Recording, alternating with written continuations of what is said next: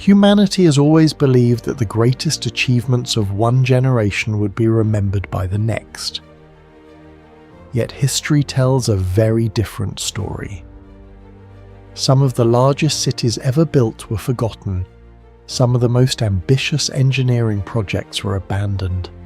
Entire civilizations disappeared so completely that later societies built new worlds without realizing what already lay beneath them. Today, we rediscover these places one excavation at a time, piecing together fragments of lives that once seemed impossible to erase. But every answer uncovers another question. Every monument reveals another contradiction. And every discovery reminds us of one remarkable truth. The ancient world has never stopped surprising us. It is not simply a collection of ruins, it is a record of human ambition that continues to challenge everything we think we know about the past.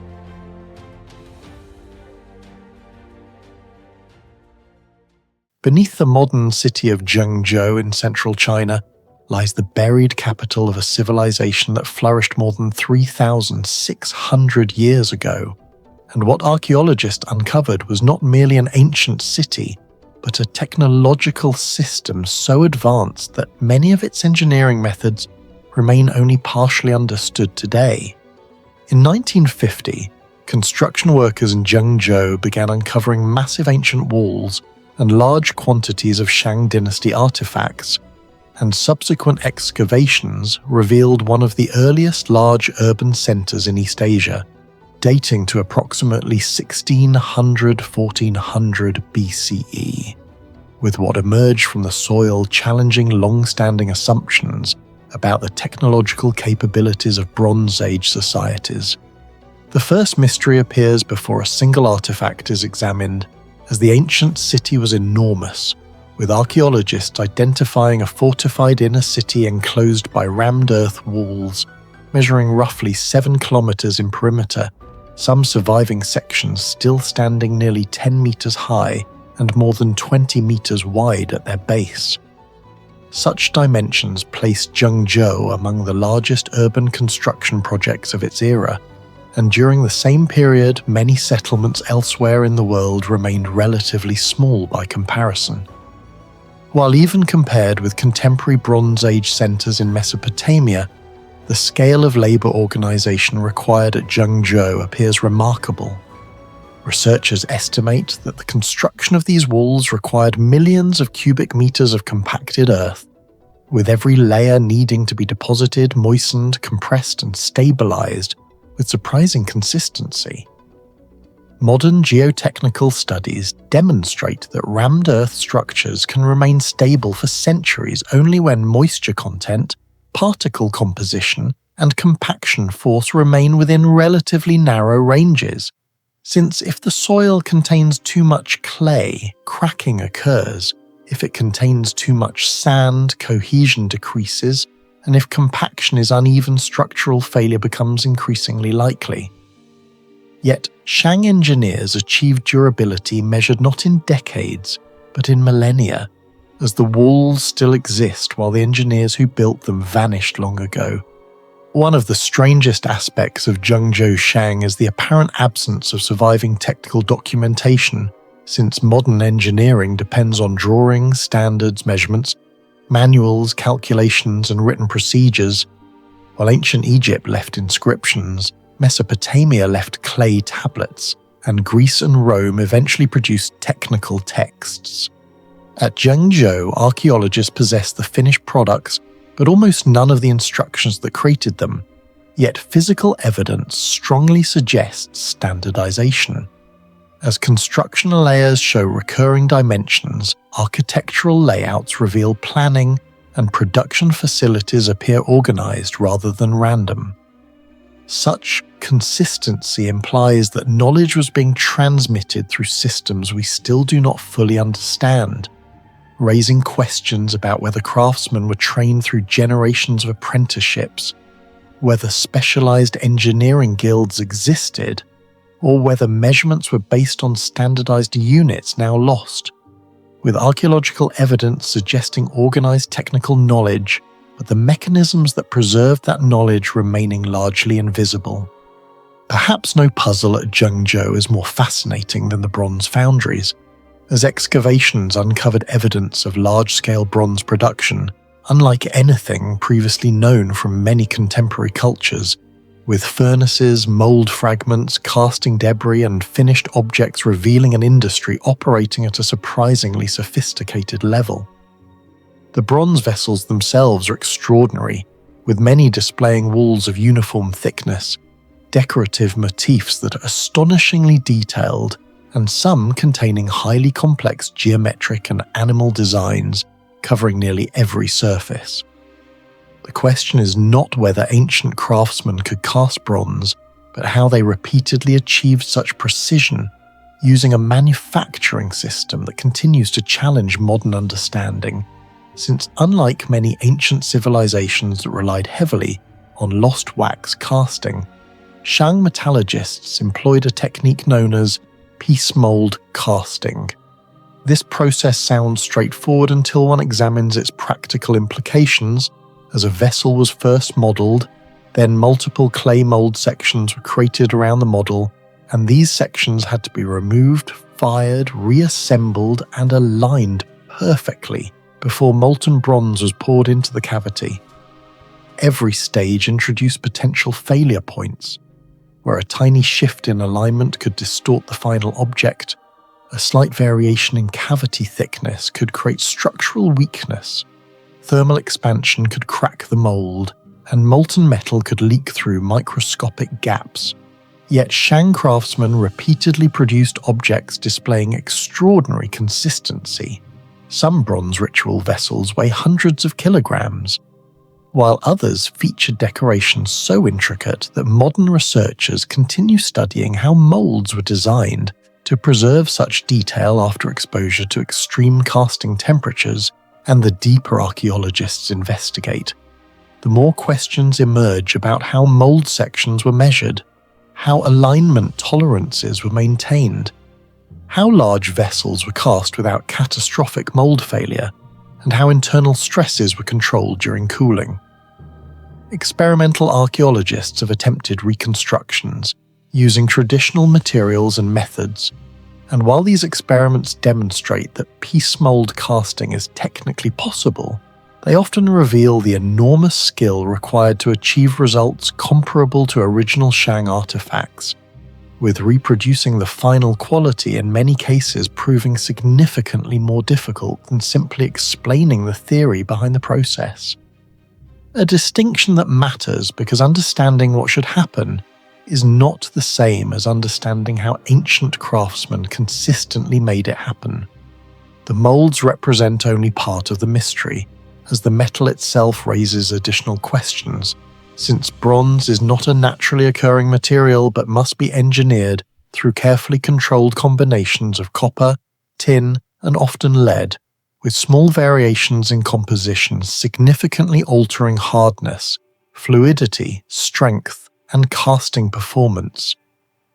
Analyses of Shang bronzes reveal surprisingly deliberate alloy selection, with different artifact categories often exhibiting different compositional patterns, meaning weapons, tools, and ritual vessels were not always produced using identical formulas, suggesting practical metallurgical knowledge accumulated through long-term experimentation. Yet, achieving such consistency would require more than experience alone, as foundry workers needed methods to control furnace temperatures, manage fuel supplies, evaluate molten metal, and maintain production quality, while modern metallurgy relies on thermometers, analytical instruments, and laboratory testing, tools that Shang craftsmen did not possess. Yet the results often appear remarkably systematic, leaving the gap between available tools and observed outcomes as one of the most intriguing aspects of the site.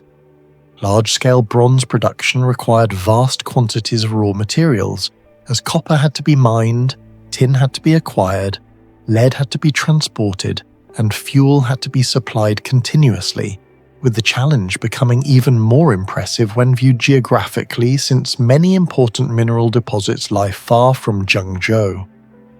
Geochemical analyses suggest that some raw materials may have travelled hundreds of kilometres before reaching Shang workshops, implying logistical networks operating across large regions of Bronze Age China, which raises another unresolved question about how centralised Shang administration was.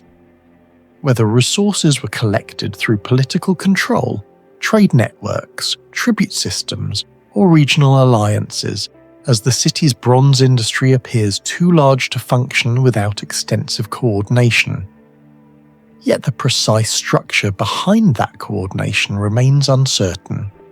Excavations reveal clear zoning in Jiangzhou, with separate residential, industrial, elite and ceremonial areas, connected by roads and supported by drainage systems.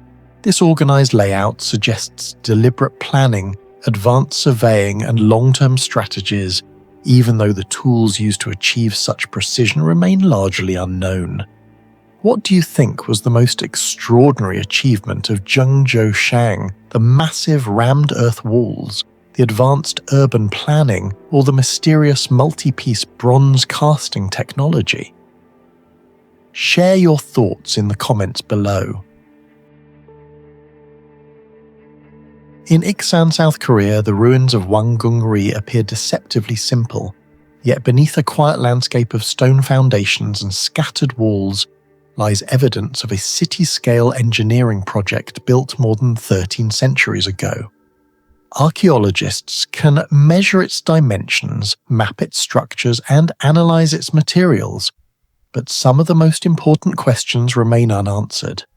How did ancient builders achieve such precise geometric planning, such advanced water management, and such large-scale landscape modification with technologies that have largely disappeared from history? The site first attracted archaeological attention during the 20th century, but large-scale excavations revealed something unexpected, as beneath centuries of accumulated soil were the remains of what many scholars believe was a royal palace complex of the Baekje kingdom, later transformed into a Buddhist center. Excavations uncovered walls, drainage systems, building foundations, workshops, roads, and the famous 5-story stone pagoda, and together they revealed a settlement planned on a scale far greater than previously imagined. One of the most remarkable aspects of Wangung-ri is that it does not appear to have grown gradually like many ancient settlements, but instead displays signs of deliberate planning from the beginning. Archaeological surveys indicate that major structures were arranged along carefully controlled axes, with buildings, courtyards, walls, and access routes organised according to a coherent spatial plan, raising a difficult question because planning is easy on paper, while implementing it across an uneven landscape is far more challenging. Modern engineers rely on laser surveying equipment, GPS systems, satellite positioning, digital terrain models, and precise measurement tools. Yet 7th century builders possessed none of these technologies, and still the archaeological layout suggests that someone understood how to impose geometric order across a large area with surprising consistency. This challenge becomes even more intriguing when compared with other ancient plan centers such as Marzabotto in Italy, Teotihuacan in Mexico, and Chang'an in Tang, China, where urban planning reached extraordinary levels of sophistication, placing Wangung-ri within the same conversation despite being far less famous. The mystery is not whether ancient people could create geometric cities as many clearly did, but how the surveyors of Wangung-ri maintained such accuracy without leaving behind any surviving technical manuals explaining their methods.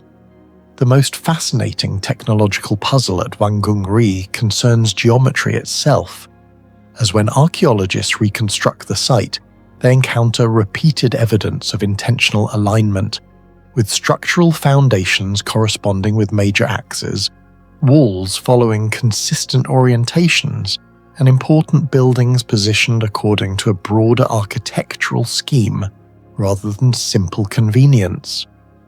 Creating such a plan required more than basic construction skills, as it required precise measurement, and even today surveyors must establish reference points, calculate distances, compensate for terrain irregularities, and maintain consistency over long distances, where small errors accumulate rapidly, and even a mistake of 1 degree can produce substantial displacement across hundreds of meters. Yet Wanggung-ri demonstrates a level of geometric control suggesting that its builders possessed methods capable of minimizing such errors, although how they achieved this remains uncertain. Some researchers suggest the use of astronomical observations, as ancient civilizations frequently used the sun, stars, and shadow measurements to establish orientation, with Egyptian pyramid builders and Chinese astronomers demonstrating similar capabilities, while others argue that practical surveying methods such as rope measurements, sighting poles, water levels, and standardized units may have been sufficient. Experimental archaeology shows that skilled surveyors using simple equipment can achieve remarkable precision, but reproducing an entire planned complex remains far more difficult than constructing a single building, leaving the unresolved question not whether geometric precision was possible, but how consistently it was maintained throughout an entire architectural system.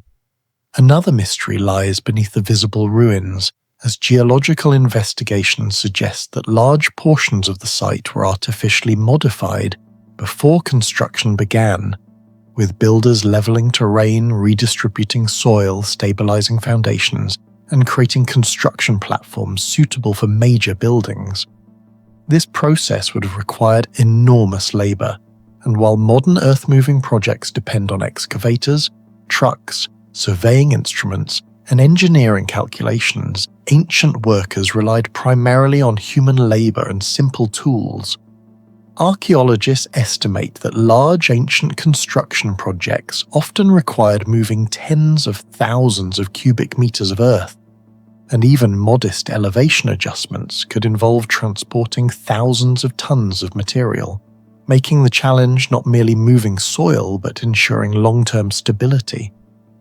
Poorly compacted fill settles over time, causing foundations to crack, walls to deform, and drainage systems to fail, yet much of Wanggung-ri remained structurally stable long enough to support significant architecture, suggesting an understanding of soil behavior that is difficult to reconstruct from surviving evidence alone.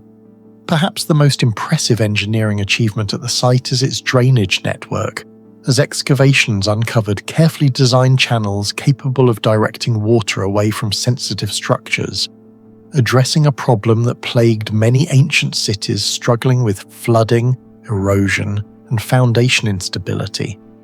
At Wanggung-ri, drainage appears integrated into the overall design rather than added later as a correction, with channels exhibiting controlled gradients that suggest deliberate planning, allowing water to be directed through a system that minimized damage while protecting key areas of the complex. Hydrology is one of the most underestimated aspects of ancient engineering, as a poorly designed drainage system can destroy decades of construction, while a successful one can preserve structures for centuries, as seen in comparable achievements at Machu Picchu and Angkor.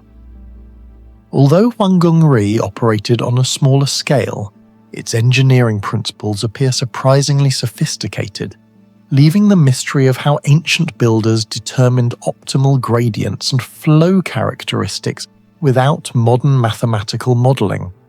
The famous 5-story pagoda presents another engineering puzzle, as although constructed from stone, the structure imitates architectural forms originally developed for timber buildings, requiring more than decorative imitation, but a translation of an entire construction philosophy from one material to another. Wood and stone behave very differently, with wood bending under stress while stone resists compression but fractures under tension, meaning structural solutions effective for timber may fail when reproduced in stone. Yet the pagoda demonstrates that Baekje craftsmen successfully adapted wooden architectural concepts into a durable stone form, with remarkable precision in masonry as individual blocks were shaped to create proportions and visual effects associated with timber architecture. This required not only craftsmanship but also an intuitive understanding of structural mechanics, and although the builders may never have written mathematical equations describing load distribution, the survival of the monuments suggests that they understood these principles through experience and accumulated knowledge. What is your theory behind Wangungri's remarkable precision? Let us know in the comments below.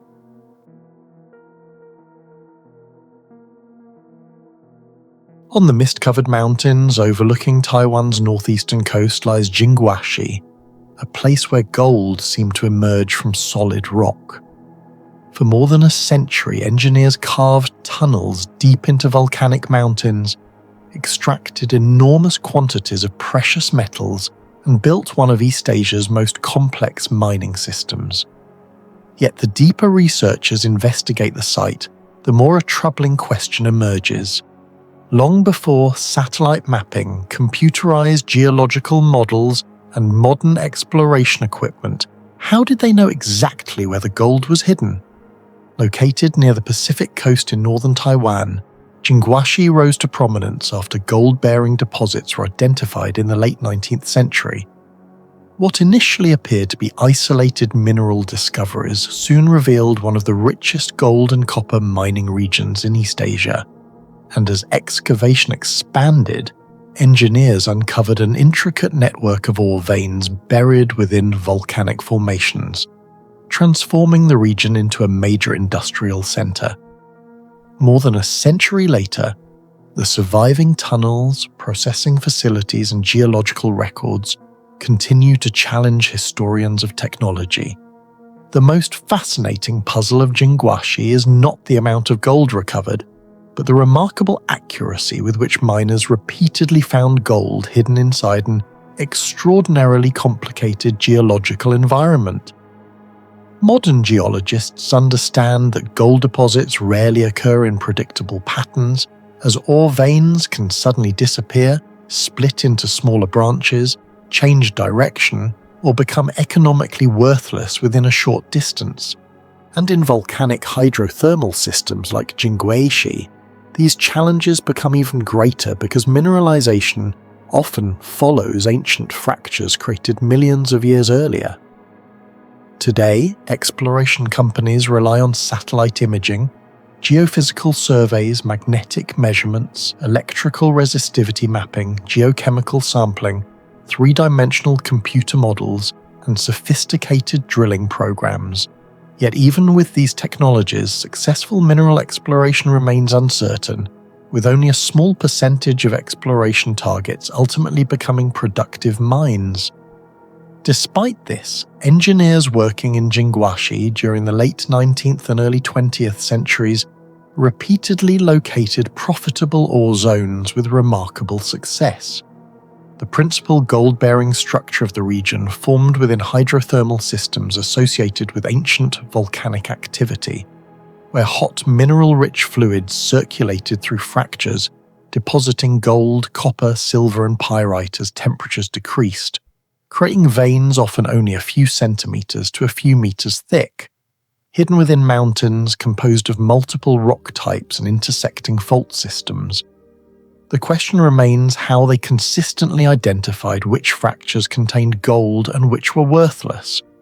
Historical records suggest that engineers relied on geological mapping, surface mineral indicators, rock coloration, sulfur deposits, alteration zones, and small-scale exploratory tunneling, yet many researchers argue that these explanations only partially account for their success, as even today identifying concealed ore systems often requires enormous investment and extensive drilling campaigns.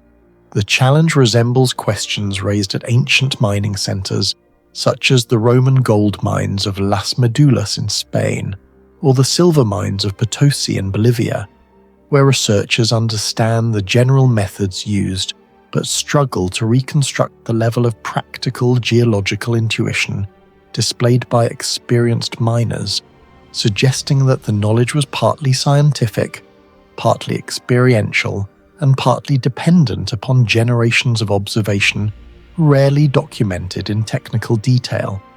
Once gold-bearing zones were identified, an equally impressive challenge began as engineers constructed an enormous network of tunnels extending through volcanic rock under difficult environmental conditions, where maintaining directional accuracy underground was essential because a tunnel deviating by only a few degrees could completely miss a valuable ore body after several hundred meters. Modern tunnel construction uses laser guidance systems, digital surveying instruments, GPS-supported positioning, and real-time mapping software, none of which existed when many of Jingwashi's tunnels were excavated. Yet surviving records indicate that miners successfully connected multiple levels, intersected targeted ore zones, and maintained stable gradients over considerable distances. Researchers studying historical mining engineering often compare such achievements to the precision demonstrated in ancient underground works, including the Qanat systems of Persia, the Roman mining galleries of Spain, and the subterranean networks beneath Cappadocia in Turkey, where builders operating with relatively simple instruments achieved levels of spatial accuracy that remain difficult to fully explain through surviving documentation alone. The mountain itself became a three-dimensional maze, where every new tunnel required accurate surveying, geological interpretation, structural stabilization, drainage planning, and ventilation management, and mistakes could lead not only to economic losses, but also to collapse, flooding, or toxic gas accumulation. Perhaps one of the least appreciated engineering mysteries of Jingwashi involves air, as deep underground environments create numerous hazards where oxygen levels decrease, humidity rises, carbon dioxide can accumulate, dust becomes dangerous, and toxic gases may emerge unexpectedly. Modern mines use powerful mechanical ventilation systems monitored by sensors and computer-controlled airflow models, while historical mining operations possessed far fewer technological resources. Yet, many sections of the Jingwashi mining network remained operational for decades. Evidence suggests engineers carefully exploited natural pressure differences, elevation changes, and strategically placed shafts to create airflow circulation, effectively turning the mountain itself into part of the ventilation system.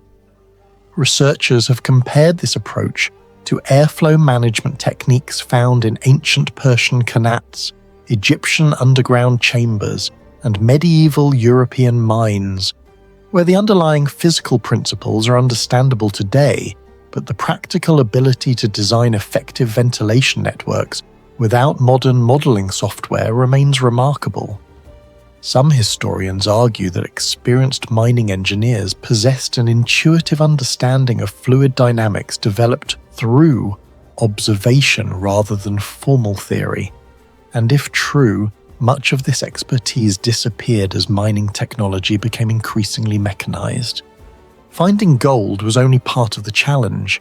Transporting it across Jingwashi's steep, unstable terrain was equally difficult.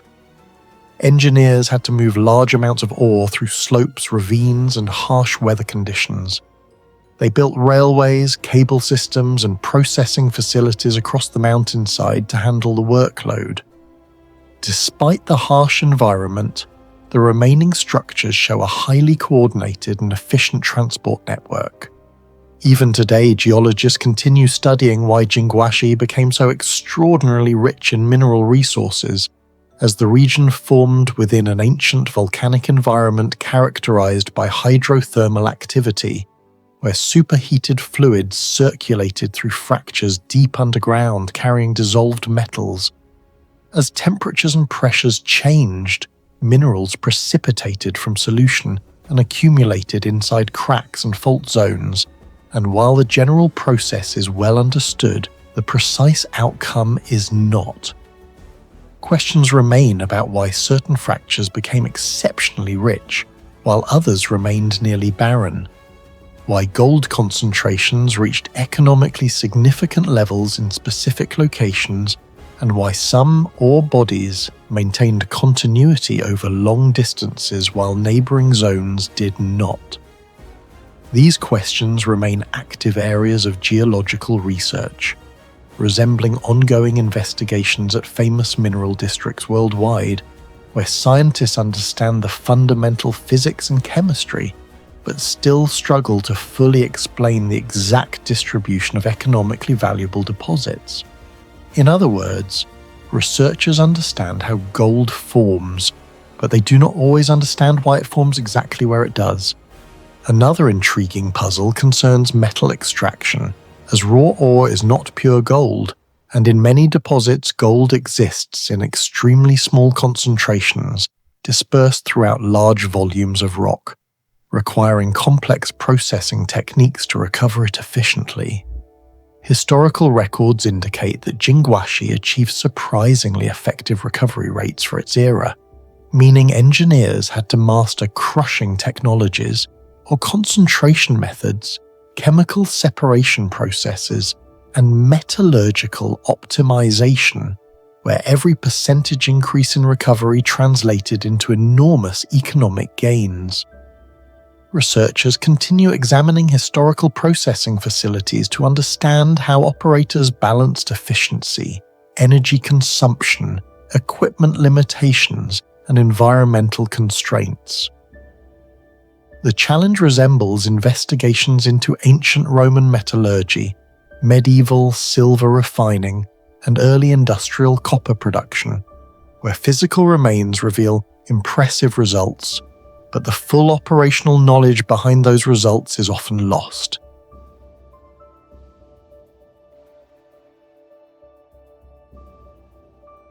In the fertile plains of Shandong, eastern China, archaeologists uncovered traces of a forgotten society that existed nearly 8,000 years ago. What they found should have belonged to a much later age. Pottery technology, organized settlements, food production systems, and technical knowledge appeared with a sophistication that still raises questions today. The site is known as the Huli culture, and despite decades of research, one mystery remains.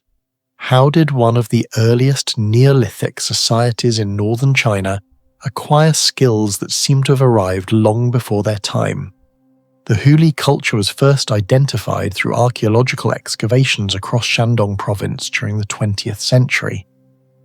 Radiocarbon dating placed the culture roughly between 6,500 and 5,500 BCE, making it one of the earliest Neolithic cultures in northern China. Excavations revealed settlements, pottery workshops, stone tools, animal remains storage pits, and evidence of early agriculture. What initially appeared to be a typical prehistoric community soon revealed a far more complex story. Most models of human technological development describe gradual progress, where small groups experiment, fail, improve, and slowly accumulate knowledge over centuries. Yet the archaeological record of the Huli culture creates a problem for this narrative, because when researchers examine the earliest Huli sites, they do not find a society struggling through the first stages of experimentation. Instead, they find evidence of people who already possessed a surprising degree of technical competence, with pottery production established, settlements organized, stone tools specialized, and plant cultivation underway, all appearing remarkably early in the archaeological sequence. This does not mean the Huli people possessed advanced technology by modern standards, but the mystery lies in why the archaeological evidence suggests that many technical skills seem to emerge, already functioning rather than visibly evolving through numerous intermediate stages. Archaeologists often compare this phenomenon with early farming communities in the Fertile Crescent, where the transition from hunter-gatherers to agricultural societies can be traced through thousands of years of gradual change, whereas in contrast, some aspects of Huli technology appear more sudden, leading researchers to wonder whether earlier developmental phases remain undiscovered beneath the soil of northern China. Among all the mysteries surrounding the Huli culture, none is more fascinating than pottery, which at first glance may appear simple, though modern observers often underestimate its complexity. In reality, successful ceramic production requires a chain of technical knowledge, including careful selection of clay, control of impurities, precise adjustment of water content, maintenance of consistent vessel wall thickness, monitoring of drying conditions, and finally achieving firing temperatures capable of transforming soft clay into durable ceramic, with every stage introducing opportunities for failure.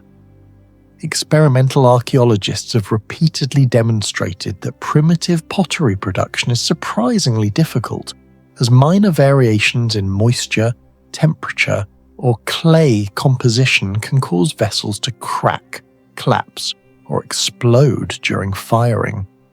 Yet the Huli culture produced pottery on a scale that suggests these challenges had already been largely mastered. Excavated vessels display relatively uniform construction, many showing evidence of deliberate surface treatment, while some exhibit firing qualities indicating controlled heating processes rather than accidental exposure to fire. And researchers have identified pottery forms adapted for storage, cooking, and daily use, suggesting that ceramic production had already become integrated into economic life.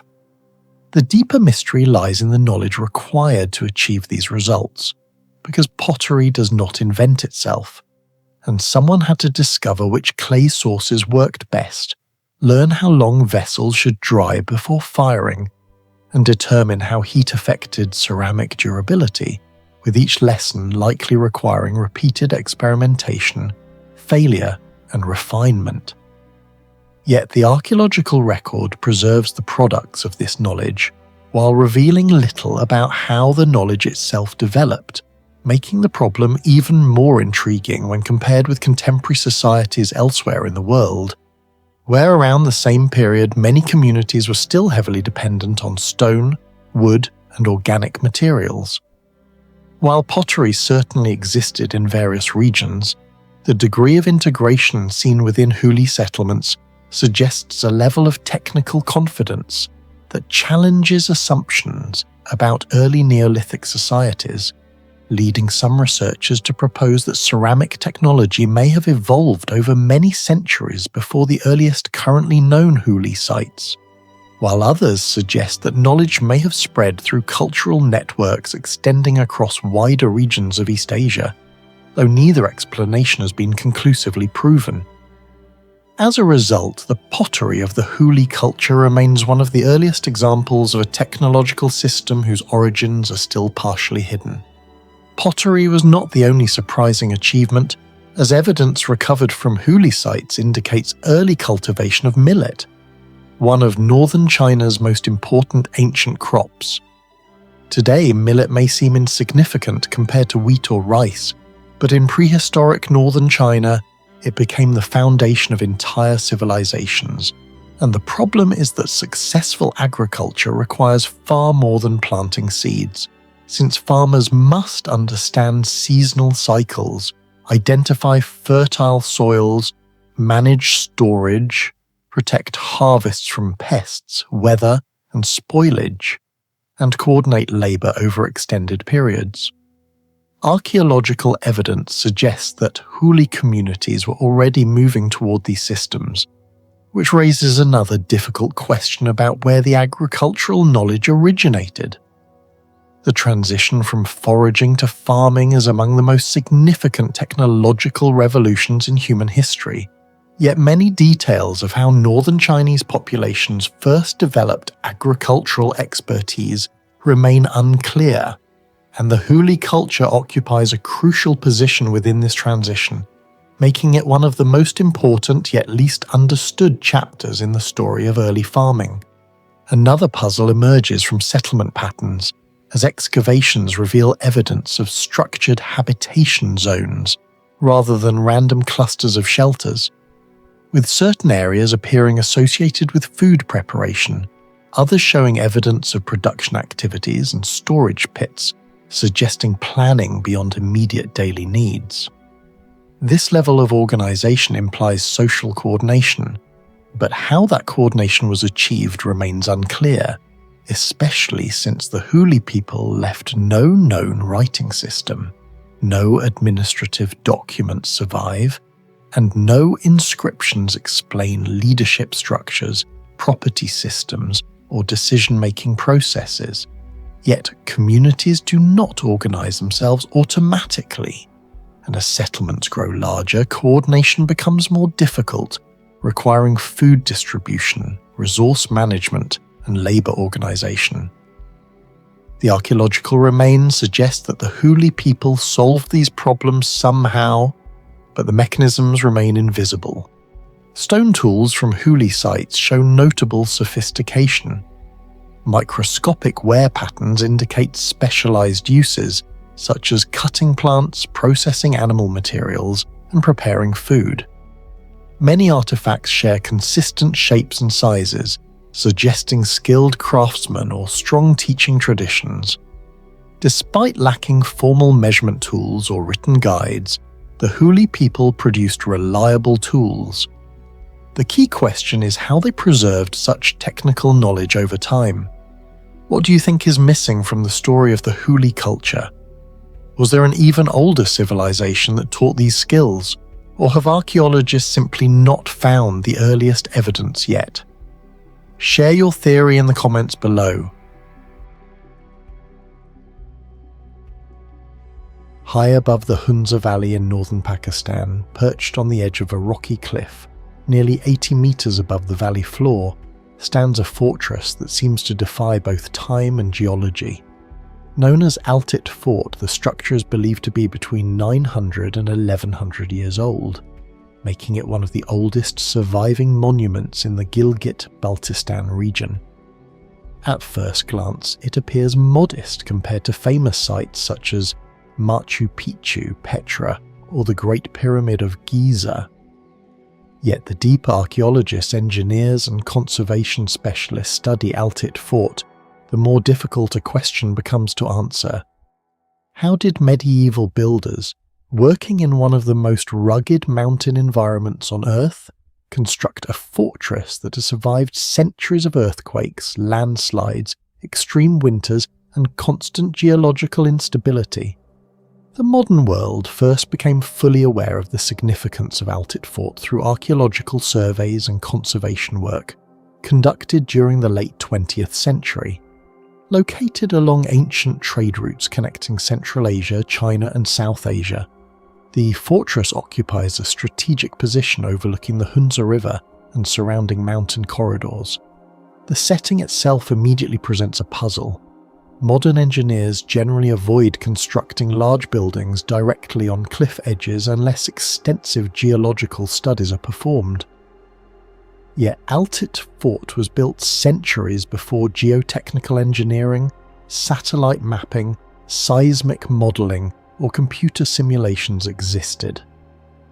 Despite this, the structure remained standing while countless younger buildings across the region disappeared. The first mystery begins beneath the fortress itself. Altit was constructed on a rocky promontory protruding from a steep mountainside. Geological forces within the Karakoram region are among the most active anywhere on Earth. The Indian plate continues to collide with the Eurasian plate, generating uplift, earthquakes, rockfalls, and landscape deformation. Modern measurements indicate that portions of the Himalaya and Karakoram continue to rise by several millimeters each year. In such an environment, foundation stability becomes a constant challenge. Yet the builders selected a location that remained viable for more than a millennium. Archaeologists can identify the stones. Geologists can analyze the bedrock. What remains unclear is how medieval builders evaluated the long-term stability of the site without drilling equipment, seismic surveys, or modern geological science? Did generations of observation provide enough knowledge to recognize stable rock formations, or did they possess practical engineering traditions that have since disappeared? Equally fascinating is the fortress's unusual structural design. Unlike many stone fortifications across Eurasia, Altit Fort does not rely solely on masonry. Conservation studies revealed a sophisticated combination of stone, mud plaster, timber beams and flexible wooden frameworks integrated throughout the building. To modern structural engineers, this immediately raises comparisons with earthquake-resistant construction techniques. Contemporary seismic design often relies on flexibility rather than rigidity. Structures that can absorb and dissipate energy frequently survive earthquakes better than those that resist movement entirely. Remarkably, Altit appears to employ a similar principle centuries before the scientific understanding of seismic dynamics emerged. The fortress contains numerous timber elements woven into its structural system. These wooden components act almost like shock absorbers, helping redistribute forces throughout the building. Similar concepts can be observed in traditional Japanese pagodas, many of which have survived powerful earthquakes due to their flexible internal structures. Yet the comparison raises an uncomfortable question.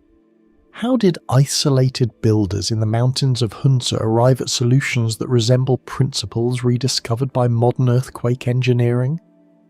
Was this knowledge developed through centuries of trial and error, or was it inherited from an older tradition whose origins remain unknown? The mystery deepens when examining the oldest part of the complex, the Shikari Tower. Rising above the rest of the fortress, the tower functioned as a lookout point and defensive structure. Today, engineers use sophisticated software to calculate wind loads, weight distribution, structural stress, and resonance effects. Medieval builders possessed none of these tools. Nevertheless, the tower maintained stability despite exposure to high-altitude winds, seasonal temperature fluctuations, and seismic activity. Researchers studying historical architecture often point out that successful structures reflect accumulated experience rather than mathematical formulas. Yet the precision required to achieve long-term stability under such conditions suggests a level of practical engineering knowledge that remains difficult to quantify. Another unresolved question involves thermal engineering. Hunza experiences harsh winters. Temperatures regularly drop below freezing, and the mountainous environment creates dramatic daily temperature variations. Modern architects often employ passive climate control systems to reduce energy consumption. Thick walls provide thermal mass. Carefully positioned openings regulate airflow. Building orientation maximizes solar heating. Surprisingly, Altit Fort appears to incorporate many of these principles. Interior spaces remain significantly more stable than exterior conditions would suggest. The walls, constructed from combinations of stone, earth, and timber, create natural insulation. Certain rooms receive optimal sunlight during colder months while remaining protected during summer. The result resembles passive environmental design techniques promoted by sustainable architecture today. Yet, nobody knows precisely how the builders acquired the knowledge necessary to optimize these effects. Water management presents another engineering puzzle. Every long-term settlement in a mountain environment depends upon reliable access to water. The Hunza Valley receives water from glacial melt, seasonal streams, and irrigation channels. Historical communities throughout Central Asia often developed highly sophisticated hydraulic systems to support agriculture and habitation. Evidence surrounding Altit suggests that the fortress formed part of a larger network of settlements and water management infrastructure. However, many original systems have been altered or lost over time. Archaeologists can identify traces of channels and historical water routes, but reconstructing the complete system remains difficult. The challenge lies in understanding how medieval engineers balanced water supply, drainage, erosion control, and agricultural needs in terrain where a single miscalculation could trigger slope instability. Transportation of construction materials raises another question that remains only partially answered. The fortress contains substantial timber beams, some originating from trees that had to be transported through steep mountain terrain. Stone blocks, building materials, food supplies, and construction equipment all had to reach the cliff-top location. Today, cranes, trucks, helicopters, and engineered roads simplify such logistics. Medieval builders possessed only human labor, pack animals, ropes, and simple tools. Similar questions have long surrounded sites such as Machu Picchu in Peru or the mountain fortresses of the Caucasus. While archaeologists understand the general methods available, the exact organizational systems that coordinated large-scale construction in such difficult environments remain largely undocumented. Perhaps the most intriguing aspect of Altit Fort is not any single engineering achievement, but the apparent integration of multiple forms of knowledge into one functioning system. Geology, climate adaptation, structural engineering, resource management, defense, and logistics all appear embedded within the fortress design. Modern specialists typically separate these disciplines into different professions, yet the builders of Altit somehow combined them without written engineering manuals, university training, or scientific instruments. The fortress demonstrates that practical expertise can accumulate across generations to produce results rivaling solutions developed through formal science. On Ilkley Moor, West Yorkshire, England, a strange carved stone lies close to a pointed natural boulder known as Idle Rock. It was not discovered like a buried treasure. It was recognised slowly by walkers, antiquarians, and rock art researchers who noticed that the shallow cups and grooves on the stone were not random damage, but deliberate prehistoric mark. The first strange thing about Idle Rock is its silence. There is no inscription, no carved face, no preserved myth, and no written explanation from the people who made it. What remains is a weathered surface of stone marked with cups, grooves, and a design that seems simple until you begin asking how it was made, why it was placed there, and what has disappeared from it. In the landscape of Ilkley and Rombold's Moor, archaeologists have recorded hundreds of prehistoric carved rocks. Many are dated broadly to the late Neolithic or early Bronze Age, roughly between 5,000 and 3,500 years ago. That means Idle Rock may belong to the same world that built stone circles, raised burial mounds, and watched the sky long before written history reached Britain. At first glance, the carving looks almost primitive.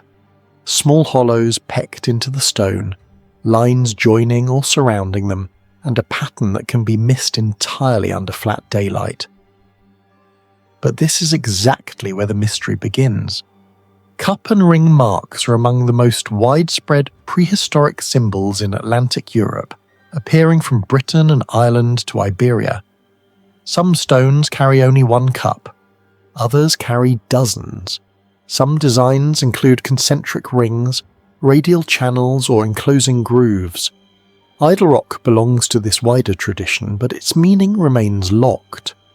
The marks are not pictures of animals, houses, weapons, or people. They're abstract, controlled, and repeated across landscapes separated by great distances.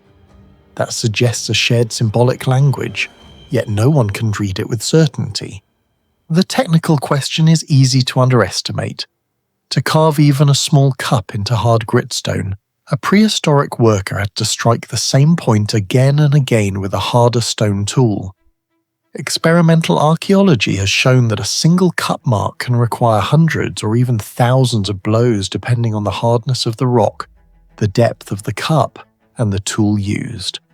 A groove requires even more control, because the maker must remove stone along a planned line without cracking the surface or losing the shape. Idol rock was not made by one accidental scratch. It was made through repetitive impact, patient abrasion, and careful control of force. The technology was not metal machinery, it was rhythm, memory, and stone knowledge. The choice of rock may have been as important as the carving itself. Gritstone does not behave like soft chalk or limestone. It is tough, granular, and resistant. The surface can fracture unevenly if struck badly. The maker had to understand which parts of the stone were stable enough to hold a mark and which areas were too rough, weak, or weathered. This kind of knowledge rarely leaves archaeological evidence because it was stored in practice rather than in written instruction. A modern engineer might test hardness, grain, and fracture lines.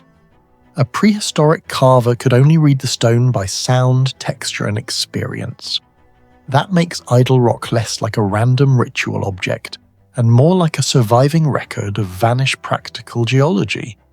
The pattern itself raises another problem. Why carve cups and grooves on open moorland where weather would slowly erase them? The marks were probably not intended to last forever in a museum-like condition. They were part of a living landscape. Water may have flowed through the grooves after rain. Low sunlight may have made the cups appear and disappear during certain hours of the day. Wet stone can reveal carvings that dry stone conceals. This means idol rock may have changed visually with weather, season, and light. The monument was not only a static image, it may have been an environmental device, using rain, shadow, and surface texture as part of its effect. The biggest mystery is not whether the marks are human-made. The real mystery is what kind of planning came before them. Did the carver begin with a full design in mind? Did they add cups over time? Were the grooves carved after the cups, connecting older marks into a new pattern? Some prehistoric rock art panels appear to have been modified across generations. If idol rock was revisited, then it was not a single artwork but a changing ritual surface. Each new mark could have altered the meaning of the older ones. In that case, the stone was closer to a sacred archive than a finished sculpture. The lack of obvious tool marks also complicates the story. Thousands of years of rain, frost, lichen, growth, and surface erosion can soften the evidence of manufacture. The original impact scars may have been sharper. The cups may once have been deeper. The grooves may once have carried clearer edges. Today we are seeing a reduced version of the work. This creates a dangerous illusion. Because the carving now looks faint, people assume it was always faint. But a prehistoric viewer may have seen a much more dramatic surface, especially when newly cut stone contrasted against the darker weathered exterior. That leads to the most haunting question: was idol rock once painted? There is no confirmed pigment surviving on idol rock today, but the idea is not impossible. Across the prehistoric world, stone was often not left bare. Red ochre, charcoal black, white mineral pigment, and iron-rich earths were used in caves, burials, bodies, tools, and ritual objects. In Britain, new scientific studies have shown how easily ancient pigment evidence can be misunderstood or lost. Red marks in limestone caves, once dismissed as natural staining, can require chemical analysis and uranium series dating of mineral crusts before their true age or origin becomes clear. The absence of visible paint on idol rock therefore does not prove that paint was never there. It may only prove that open-air pigment rarely survives on exposed moorland. Imagine the carving when it was fresh. The cups may have been darkened with charcoal, filled with water, animal fat, crushed mineral, or red ochre. The grooves may have been highlighted to make the pattern visible from a short distance. Even a thin layer of pigment could have transformed a faint stone surface into a striking ritual object. Red ochre, chemically rich in iron oxide, can remain visible for tens of thousands of years in protected caves, but open moorland is a harsher environment. Rain dissolves and moves particles. Frost breaks the surface. Wind carries grit. Biological growth covers and damages the rock. If idle rock was painted 4,000 years ago, most evidence could have vanished long before modern archaeology arrived. The possibility of paint also changes the meaning of the carving. A cut mark is not only a hollow if it once held colour. A groove is not only a line if it once guided liquid pigment or rainwater. The stone may have been activated during ceremonies, washed, filled, touched, coloured or renewed. Pigment could have made the carvings visible at moments when the community gathered. It could have marked the stone as alive. It could have turned a simple design into a temporary spectacle, appearing brightly during ritual and fading again into the moor. This is why idle rock remains technically important despite its small size. Its lost technology may not be hidden in huge machines, but in vanished surface treatments. Archaeologists can still measure cups, map grooves, compare motifs, and study weathering. But if pigment, fat, resin, or organic offerings were once part of the design, then much of the original technology has disappeared. The surviving stone is only the skeleton. The living monument may have included colour, touch, sound, moisture, and repeated human action. There is also a deeper engineering mystery and visibility. Many rock art panels are hard to see unless the light is low, the surface is wet, or the observer stands at the right angle. This may not be a flaw, it may be intentional. A carving that appears only under certain conditions creates controlled revelation. At sunrise or sunset, shallow cups cast longer shadows. After rain, grooves darken. Under dry midday light, the marks retreat. This means idle rock may have been designed for specific moments of perception. It was not necessarily meant to shout. It may have been meant to reveal itself only when the landscape changed.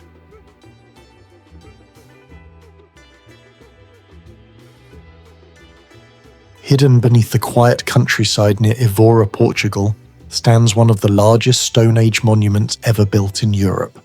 A tomb whose greatest mystery is not why it was constructed, but how people more than 6,000 years ago managed to build it, ****. The monument, now known as Anta Grande do Zambujeiro, was first brought to archaeological attention in the 1960s after local farming activities exposed portions of its enormous stone chamber. Excavations led by Portuguese archaeologist Georg Leisner revealed an astonishing structure buried beneath centuries of collapsed earth. Radiocarbon dating of artifacts recovered from the site places its construction between approximately 4,000 and 3,500 BC, making it significantly older than Stonehenge and nearly contemporary with the earliest phases of the Egyptian pyramids. Hidden beneath a massive earthen mound was one of the largest dolmens ever discovered on the Iberian Peninsula, its chamber formed by 7 gigantic granite slabs supporting an equally enormous capstone. Thousands of years of erosion had concealed the monument, but its remarkable engineering survived almost intact. Standing inside the chamber today, the first question becomes unavoidable. How did Neolithic builders raise stones weighing well over 20 tons without iron tools, without cranes, without pulleys, and possibly before the widespread use of the wheel? Each upright orthostat rises nearly 7 meters high, with individual blocks estimated to weigh between 20 and 30 tons. Even transporting such stones would have represented a major engineering challenge, yet lifting them into a perfectly stable vertical position presents an even greater mystery. Modern cranes solve this problem through hydraulics, steel cables, and carefully calculated lifting points. The builders of Anta Grande possessed none of these technologies. They worked with polished stone axes, wooden tools, plant fiber ropes, and human labor. Yet somehow they achieved a result that has remained standing for over 6 millennia. Experimental archaeologists have proposed several possible construction methods. One suggests that the builders dug deep foundation pits, tilted the stones into position using enormous wooden levers, and then gradually fill the holes around the base to secure them.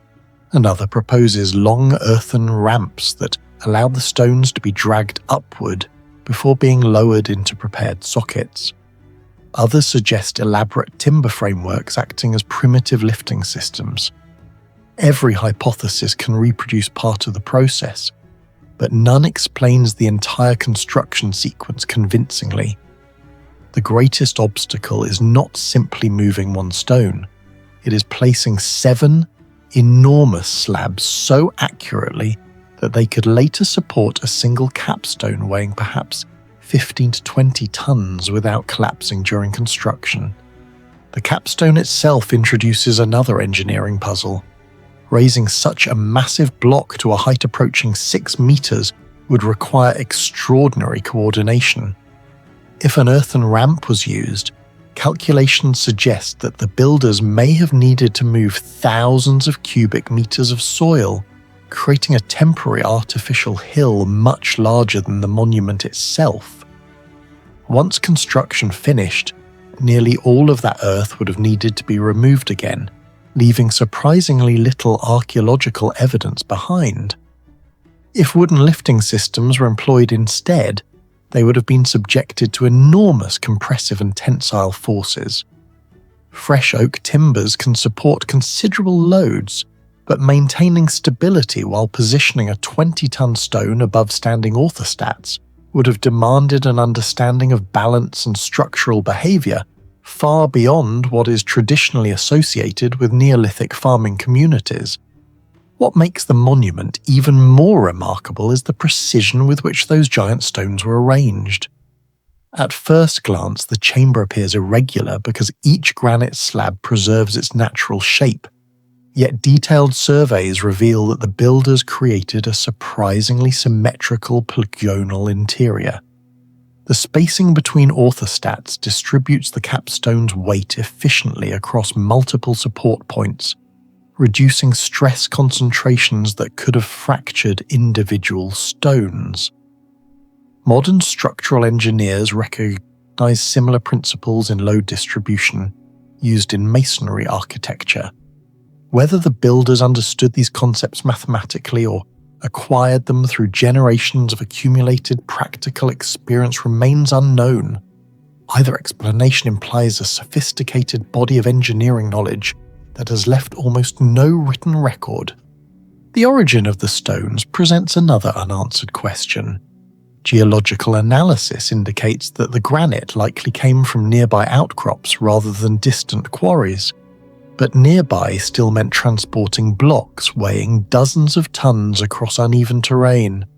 Even over distances of only 1 or 2 kilometers, the task becomes immense. Experiments performed on comparable megalithic monuments suggest that moving a 25-ton stone on wooden sledges might require well over 100 people pulling simultaneously, depending on terrain and lubrication. Some researchers estimate that wet clay, animal fat, or water could have reduced friction, while others argue for carefully prepared timber trackways. Yet, around Antegrande do Zambujeiro, archaeologists have discovered little physical evidence of transportation routes. The engineering solution vanished long before history was written. Equally fascinating is the selection of the stones themselves. Granite is an extremely durable material, but not every block is suitable for construction. Internal fractures invisible from the surface can cause catastrophic failure under heavy loads. Modern engineers identify such weaknesses using ultrasonic testing, laser scanning, and stress analysis. Neolithic builders possessed none of these technologies. Nevertheless, the stones chosen for Antegrande have survived thousands of years of weathering earthquakes, seasonal temperature changes, and the tremendous pressure exerted by the capstone. Whether this success resulted from remarkable observational skill, generations of quarrying experience, or techniques that have since been forgotten remains impossible to determine. The monument's long entrance corridor raises further questions about planning. Extending roughly 13 meters from the central chamber, the passage is far more than a simple access route. Its walls maintain an impressive consistency despite being constructed from irregular megaliths. Building such a corridor required establishing a stable axis before the chamber itself was completed, meaning the entire monument must have existed as a carefully planned design rather than an improvised collection of stones. Surveying without modern instruments is difficult even on small construction projects. Creating accurate alignments across large megalithic structures demands careful observation, repeated measurement, and standardized methods that archaeologists can only partially reconstruct. Some researchers have suggested that the corridor's orientation may also possess astronomical significance. Across Atlantic Europe, many megalithic tombs appear aligned towards sunrise during specific times of the year, particularly around solstices or equinoxes. Similar alignments are known at monuments such as Newgrange in Ireland, where sunlight penetrates deep into the burial chamber during the winter solstice. At Anta Grande do Zambujeiro, however, the evidence remains inconclusive. Thousands of years of structural collapse, slight shifts in stone positions, and erosion of the surrounding mound complicate precise measurements. If the alignment was intentional, the builders would have needed decades of careful observation to determine recurring solar positions before construction even began. If it was coincidental, it is an extraordinary coincidence shared by many other megalithic monuments across Western Europe. In the rolling hills of southern Corsica, France, stands a collection of stone warriors that have silently watched the Mediterranean for nearly 4,000 years. Known today as the Filitosa statue menhirs, these prehistoric monuments appear at first glance to be simple standing stones, but the closer archaeologists examined them, the more unsettling the questions became. They are carved from some of the hardest granite on the island, sculpted into unmistakably human forms with carefully balanced proportions, detailed facial features, and even engraved Bronze Age weapons. Even more astonishing, they seem to have been created with almost no evidence of mistakes. There are virtually no abandoned sculptures, no unfinished experiments, and almost no traces revealing how prehistoric craftsmen learned to master such difficult stone. The modern story of Filitosa began in 1946, when local landowner Charles-Antoine Cesari noticed unusual carved stones scattered across his property. Formal excavations started in the mid-1950s under archaeologist Roger Grosjean, revealing not only dozens of statue menhirs but also circular stone monuments, defensive walls, dwellings, and evidence of continuous occupation stretching from roughly 3300 BC to the Bronze Age. Radiocarbon dating, pottery analysis, and comparisons with nearby Corsican sites gradually established Filitosa as one of the most important prehistoric ceremonial landscapes in the Western Mediterranean. Yet every new discovery only deepened the mystery surrounding the technology of the people who built it. The first puzzle begins with the stone itself. Nearly every statue at Filitosa was carved from local granite, a rock dominated by quartz and feldspar that measures approximately 6 to 7 on the Mohs hardness scale. Granite remains one of the most demanding materials even for modern stoneworkers. Today it is commonly cut using diamond-coated saws, pneumatic chisels, and computer-guided equipment. 4,000 years ago, however, the inhabitants of Corsica possessed neither iron nor steel. Their primary tools were fashioned from harder stone, antler, wood, and eventually limited amounts of bronze, which is significantly softer than granite itself. Experimental archaeology has repeatedly demonstrated that shaping granite with such tools is possible, but painfully slow. Producing a smooth surface only a few square centimeters in size can require many hours of repetitive pecking grinding with quartz sand and polishing. Yet the sculptors at Filitosa transformed multi-ton blocks into remarkably refined human figures. Many of the statues display carefully proportioned faces.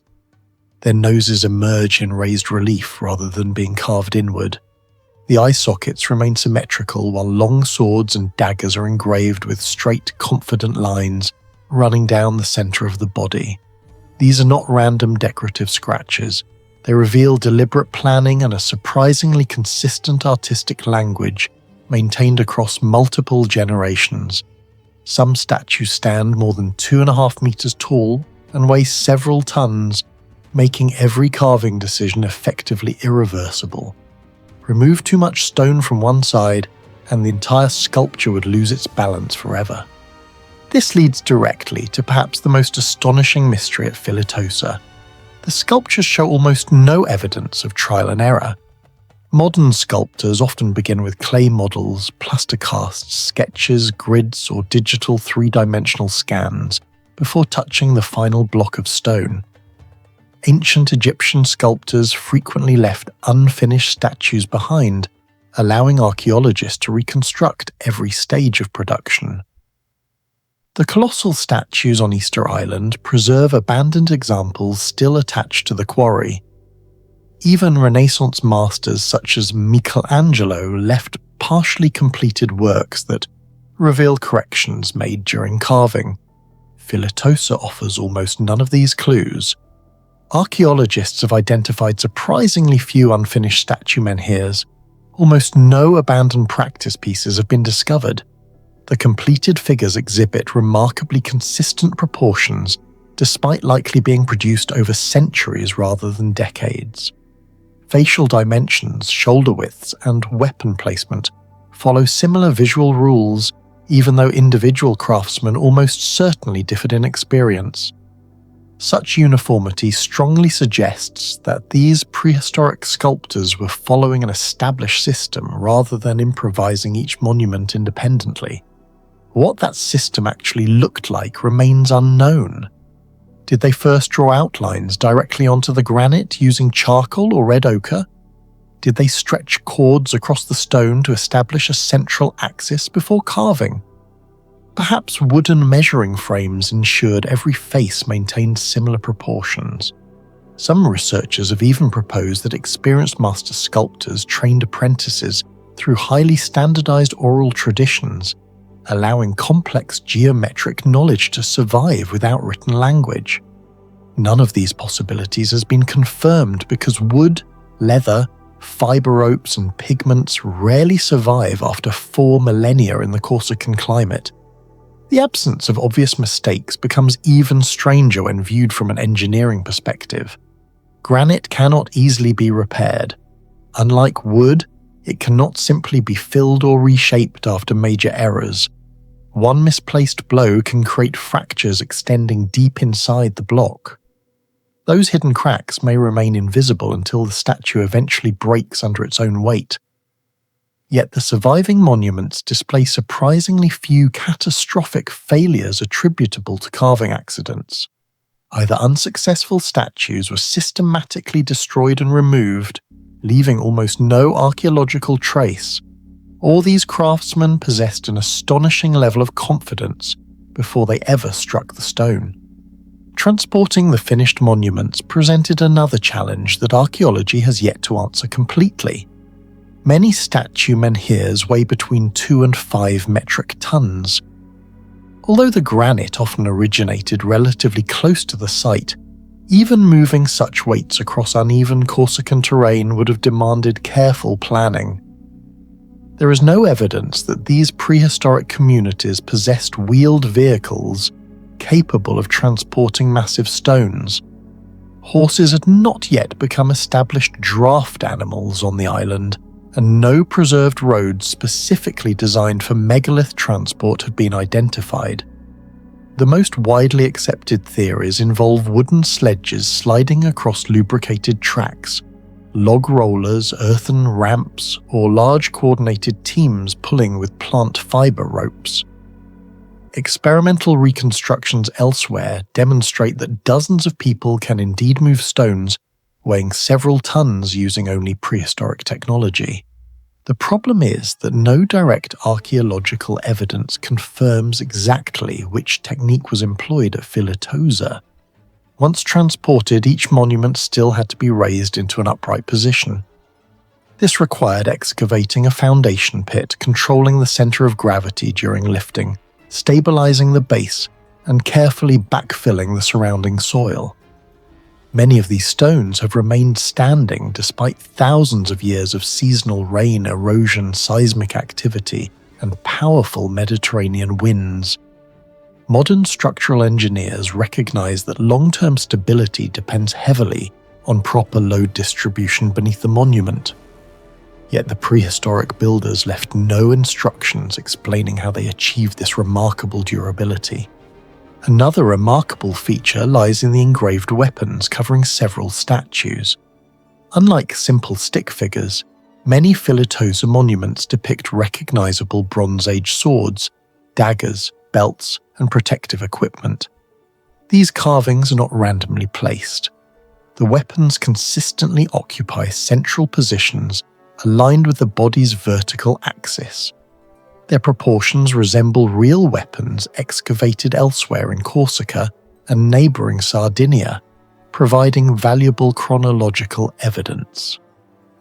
The precision of these engravings demonstrates that the sculptors combined artistic ability with careful geometric planning, maintaining straight lines across uneven granite surfaces that naturally resist controlled carving. Teutoburg Forest in North Rhine-Westphalia, Germany, holds a line of sandstone towers rising beside the town of Hornbad Meinberg. This is Externstein, not a temple built block by block, but a natural cliff system turned into chambers, stairways, platforms, bridges, altars, and carvings. Its mystery is not whether the stones are real. The mystery is how much of this vertical landscape was engineered by human hands, and how far back that engineering truly goes. Externstein was never discovered in the modern sense. Medieval documents mention the area by the 12th century, and the rocks were later used as a Christian hermitage and chapel. Archaeological work in the 20th century found traces of prehistoric human presence, including stone tools linked to late Ice Age hunters. But most carved structures visible today are usually dated to the Middle Ages. That is where the problem begins. The site looks older than its written history, but the hard evidence does not easily support every legend attached to it. Geologically, Externstein is already extraordinary before a single tool mark is considered. The rocks are made of Osning sandstone, formed roughly 100 million years ago in the early Cretaceous, when this region lay near a shallow sea. Later tectonic pressure tilted the layers almost upright, and erosion stripped away softer material, leaving narrow pillars that rise up to about 37 to 40 meters. 13 main rocks are usually numbered by researchers, but the most dramatic features concentrate around the first 5. Unlike megalithic sites such as Stonehenge, where humans transported and raised separate stones, Externstein began as a vertical geological accident. The builders did not add mass, they removed it. The main grotto in Rock 1 contains several chambers connected by passages. Measurements recorded by site descriptions show rooms only a few meters across, with ceiling heights around 2.5 meters. These are not natural caves in the ordinary sense. They are spaces adjusted for human movement, worship, storage, or ritual use. One chamber carries evidence of an altar consecration in the early 12th century. Another domed chamber feels almost artificial in its geometry, as if the carvers were trying to impose architecture on stone that never wanted to become a building. The first technical puzzle is access. Many of the worked areas are not at ground level. Platforms, stairs, openings, and chambers sit above steep drops. To carve them, workers needed stable footing, repeated access, and a way to remove debris. A modern visitor climbs with rails, steps, and bridges. The original workers may have used timber scaffolding, wooden ladders, rope systems, or temporary platforms pinned into the stone. Yet few direct traces of this construction infrastructure survive. The finished monument remains, but the temporary machine that made it has vanished. Externstein becomes especially strange when one studies its stairways. Rock 3 is even known as the Stair Rock, and the carved routes between the rocks include narrow steps, steep ascents, small landings, and passages that force the body into controlled movement. These stairways are not grand ceremonial ramps like those at Teotihuacan, nor broad processional stairs like those of Maya temples. They are tight, almost surgical cuts in the stone, often only wide enough for a single person. Their function was not crowd movement, they controlled access. This is where the engineering mystery sharpens. A stair carved into living rock cannot be adjusted like a wooden stair. If one step is too high, too shallow, or too narrow, the mistake remains. If the angle is wrong, the entire climb becomes dangerous. The carver must plan the route before cutting deeply, because every strike removes material that cannot be put back. In masonry architecture, a bad block can be replaced. In rock-cut architecture, the cliff itself is the blueprint, the material, and the final structure at the same time. The narrowness of the Externstein stairs suggests a builder thinking in 3 dimensions.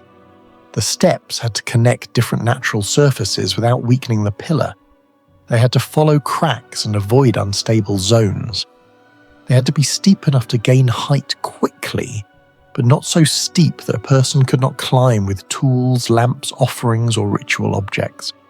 They also had to survive rain, frost, and thousands of footfalls. In a region where water can enter sandstone pores, freeze, expand, and break the surface, every carved edge is vulnerable. The survival of these stairs shows that their makers understood, at least through experience, which parts of the stone could be cut and which parts had to be left untouched. The most puzzling part is not that medieval workers could carve stone. They certainly could. Europe in the 12th century produced cathedrals, towers, reliefs, vaults, and complex stone sculpture.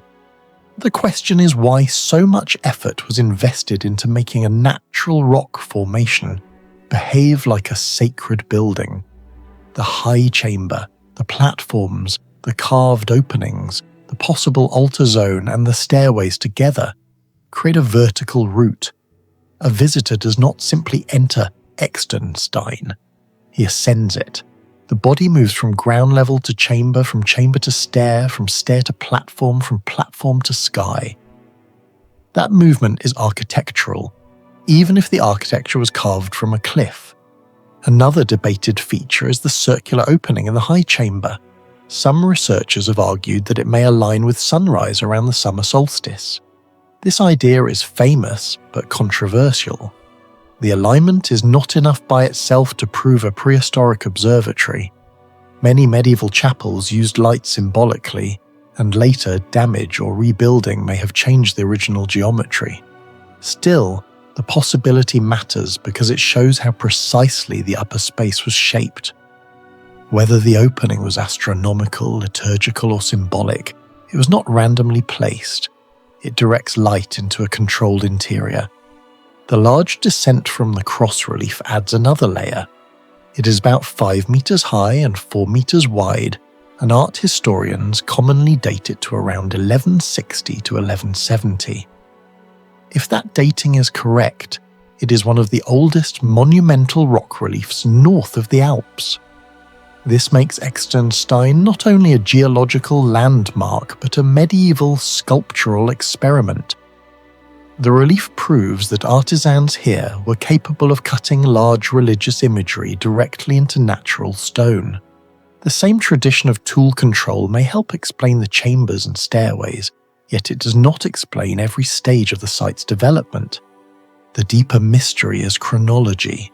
Excavations found evidence of late Ice Age activity in the wider rock shelter area, including microlithic tools from hunter-gatherer groups.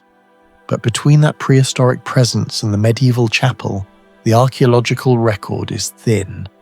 Legends connect Externstein with pagan Saxon worship and the Irminsul, the sacred pillar said to have been destroyed under Charlemagne, but archaeology has not confirmed a continuous cult site from the Bronze Age or Iron Age. That absence is important. A responsible documentary cannot claim Externstein was certainly a prehistoric temple. It can only say that the rocks attracted humans very early, and that later builders transformed them with unusual precision.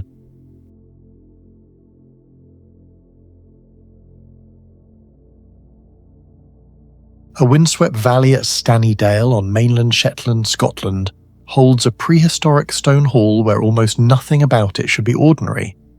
The site was excavated in the mid-20th century by archaeologist Charles T. Calder. He called it a temple because its form did not behave like a normal house, tomb, or farm building.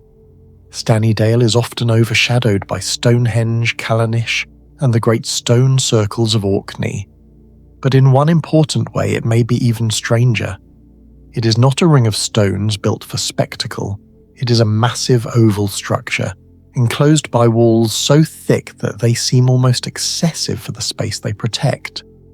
Historic Environment Scotland describes it as the only truly megalithic structure surviving from prehistoric Shetland.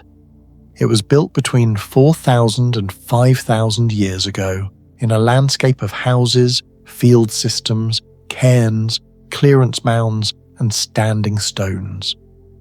This means Stanneydale was not isolated. It belonged to a working prehistoric world. Yet the building itself does not fit easily into that world. At first glance, the mystery appears simple. Why would a small Neolithic community on a remote northern island build something this large? The inner area measures roughly 14 meters by 10 meters, enclosed by a huge dry stone wall. Some of the stones weigh up to 300 kilograms. The wall may reach about 3.6 meters thick in places. These are not decorative numbers, they're engineering numbers. They tell us that Stanneydale was not thrown together by casual labour.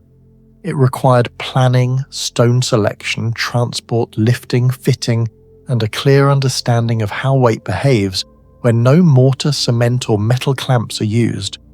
This is where the real mystery begins. Dry stone construction looks primitive only from a distance. In reality, it is one of the most demanding forms of ancient engineering. A dry stone wall does not survive because stones are simply piled up. It survives because every stone transfers force into the stones below it. The wall must lean, lock, drain, and settle without collapsing. Too many flat stones placed without bonding can slide. Too many rounded stones can roll. A poorly packed core can bulge outward after winter frost. Water can enter the gaps, freeze, expand, and slowly push the wall apart. In Shetland, where wind, rain, salt air, and freeze-thaw cycles attack exposed structures year after year, this problem becomes even harder. The builders of Stanneydale had no modern structural models, no steel tools, no cranes, and no written engineering manuals. Yet they produced a wall so massive that it still defines the monument after thousands of years. The thickness itself is puzzling. If Stanneydale was only a house, the walls are too monumental. If it was only a ritual enclosure, the construction is unusually heavy. If it supported a timber roof, then the walls were not just boundaries, they were load-bearing engineering devices. Historic Environment Scotland suggests the building was originally covered by a great timber roof. That raises another question. Shetland was not a land of endless large trees. Long-roof timbers would have been precious, difficult to obtain, and hard to replace. If the roof existed, its design had to solve a major span problem across a wide oval interior. Inside the structure, 2 stone-lined holes have been interpreted as post settings, possibly for roof supports. If this is correct, Stanneydale may have used an internal timber framework resting within a stone shell. That would make it very different from a simple cairn or hut. It would be a hybrid building, stone for mass, timber for span, earth and turf perhaps for insulation, and carefully arranged entrances and wall cells for movement and function. The question is not whether Neolithic people were capable of this. They clearly were. The question is how they learned to coordinate these materials without leaving behind the knowledge system that made it possible. The wall's dry stone technology is especially important because it hides its intelligence. In a pyramid, the engineering is visible in the scale. In a Roman arch, it is visible in the curve. At Stanniedale, the engineering is buried in contact points between stones. Builders had to judge shape by eye and hand. They needed to know which face should turn inward, which stone could bridge a gap, which block could bear weight, and which pieces should fill the core. A 300-kilogram stone is not impossible to move, but it is dangerous enough to require teamwork. 4 or 5 people could drag one with ropes and sledges, but controlling it on uneven Shetland ground would demand rhythm, leverage, and experience. Once at the wall, each heavy stone had to be raised or tipped into position without crushing hands, breaking the block or destabilizing the course below. That something else is still debated. Calder's word temple was not a final answer. It was an admission that the building looked ceremonial. The facade seems designed to be seen from the east.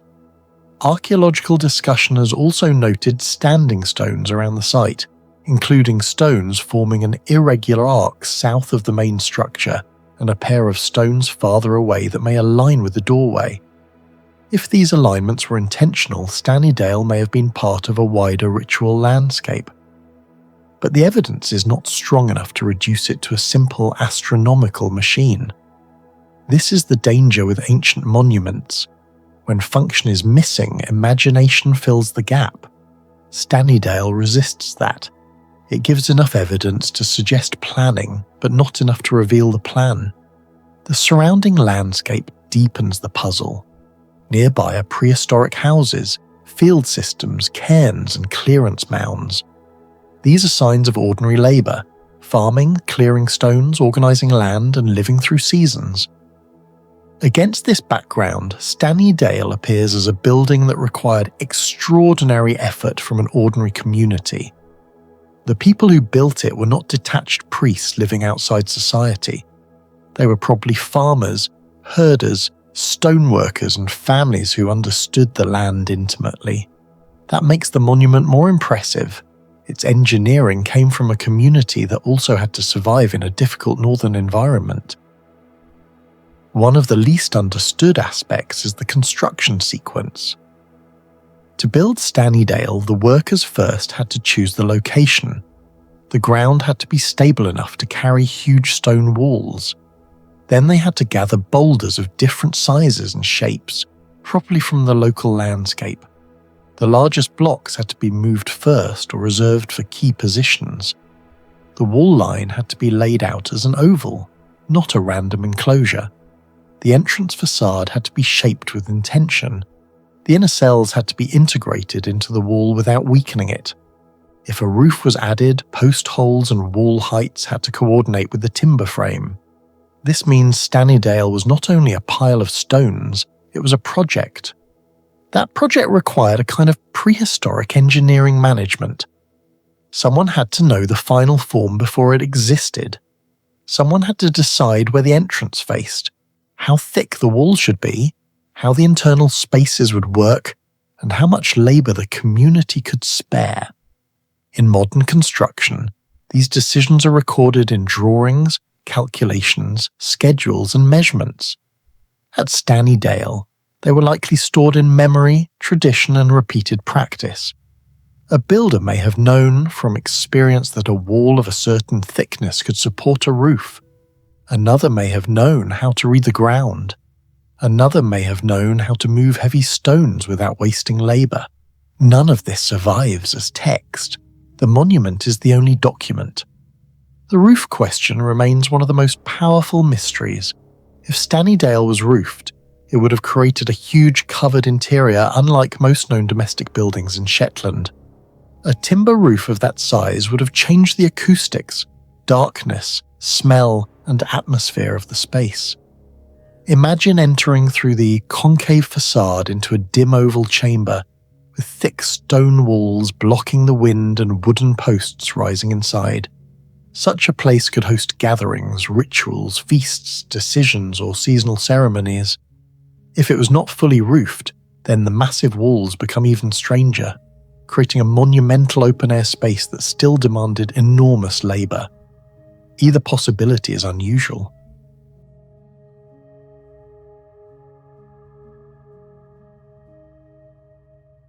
In the open savannas of Amapá, at the northern edge of the Amazon basin in Brazil, more than 100 massive granite pillars rise unexpectedly from the ground. At first glance, they resemble a smaller version of Stonehenge, but the greatest mystery is not why they were built. It is why such an advanced megalithic monument exists in a rainforest region that scholars once believed could never support large, organised engineering projects. The site remained largely unknown outside local communities until archaeologists began systematic investigations in the early 2000s, after ranch development exposed more of the stone circle. Excavations revealed pottery, burial pits, and carefully prepared stone sockets beneath the monuments. Radiocarbon dating suggested that the complex was used roughly between 500 and 2,000 years ago, although evidence hints that ceremonial activity at the location may extend even further back. For decades, archaeologists imagined the ancient Amazon as a landscape occupied only by small, scattered tribes living simple lives within dense forests. Stonehenge of the Amazon forced researchers to reconsider that assumption. The monument suggested not only social organization, but engineering knowledge, long-term planning, and an understanding of astronomy that rivaled many better-known prehistoric civilizations. Standing inside the circle immediately raises an uncomfortable question. Every granite pillar represents countless hours of quarrying, transportation, lifting and positioning, yet almost none of the technology behind that achievement has survived. The first mystery begins long before the stones reach the site. Granite is among the hardest natural rocks available to prehistoric builders. Unlike softer sandstone or limestone, granite demands enormous effort even with modern steel tools.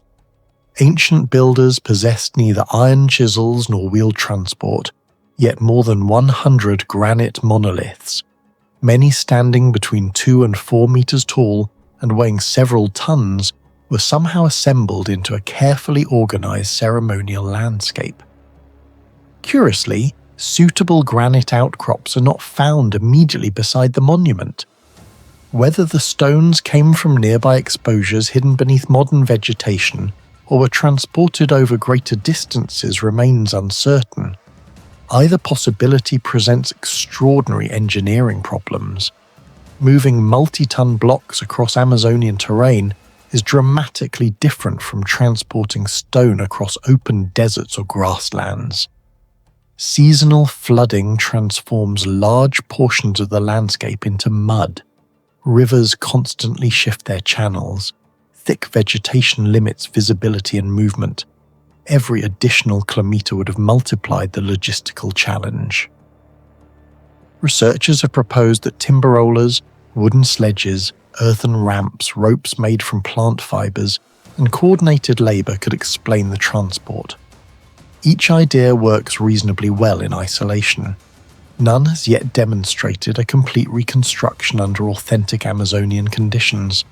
No preserved sledges, hauling systems, or lifting frames have ever been discovered.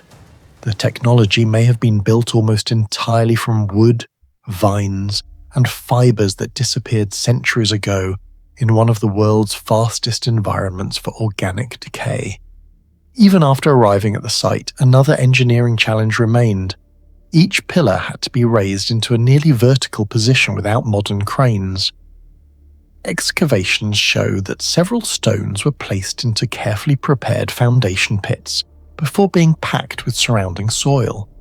On paper, the principle appears simple. In practice, controlling a multi-ton granite block while lowering it into a narrow socket requires remarkable knowledge of balance, leverage, and force distribution. A small mistake could split the stone, collapse the pit, or fatally injure the workers. Modern engineers solving the same problem would calculate the center of gravity, estimate your friction coefficients, and model structural loads. Ancient builders possessed no written mathematics of that kind. Instead, they likely relied on generations of accumulated practical experience. That experience has vanished, leaving only the finished result. Yet none of these mysteries rivals what the monument reveals when viewed against the sky. The true sophistication of Stonehenge of the Amazon emerges not from the stones themselves, but from where they point. One granite pillar contains a carefully shaped circular opening.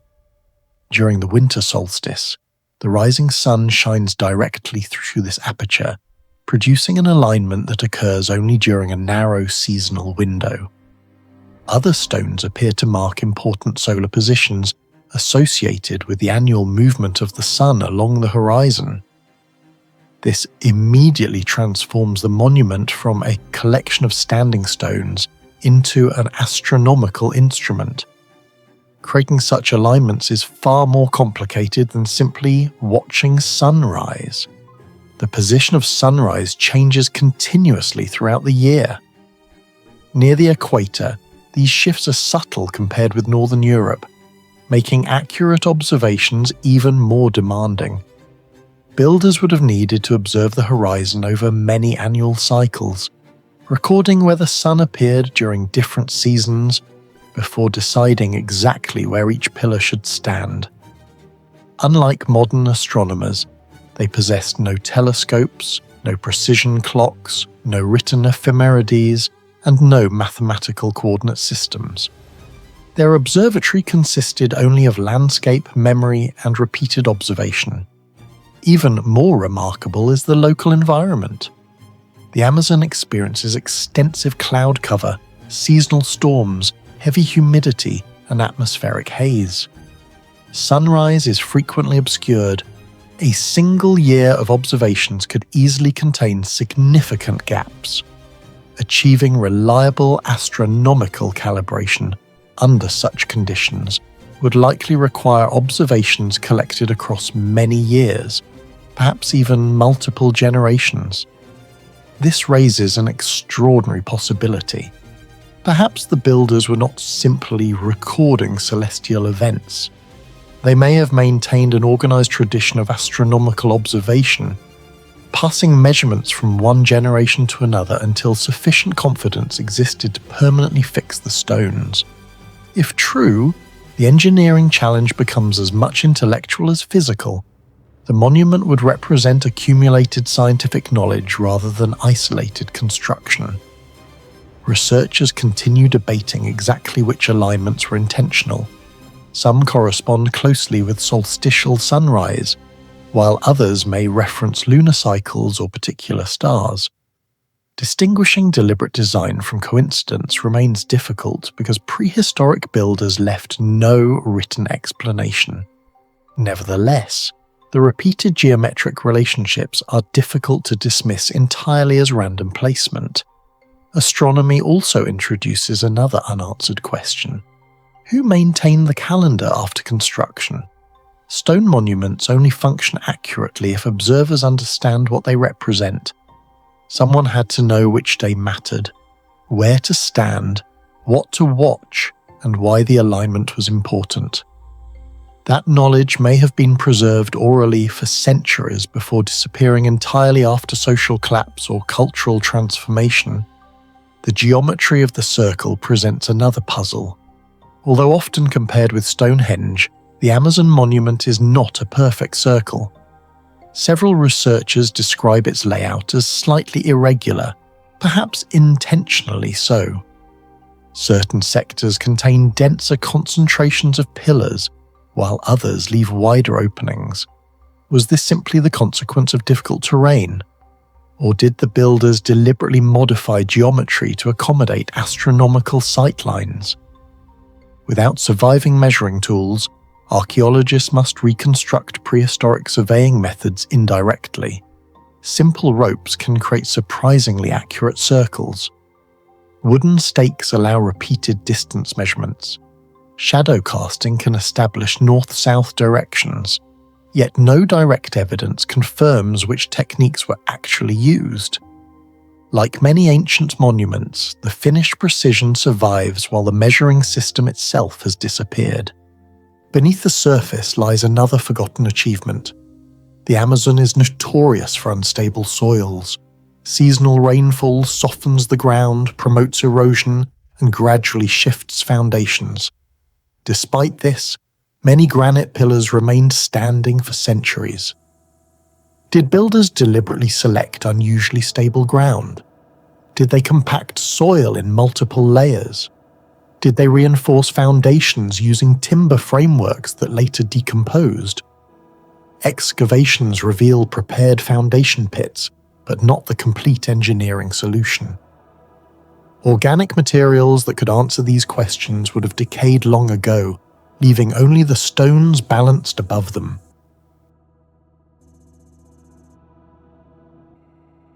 In southern Ohio, above the valley of Brush Creek, a serpent made of earth coils across a high plateau.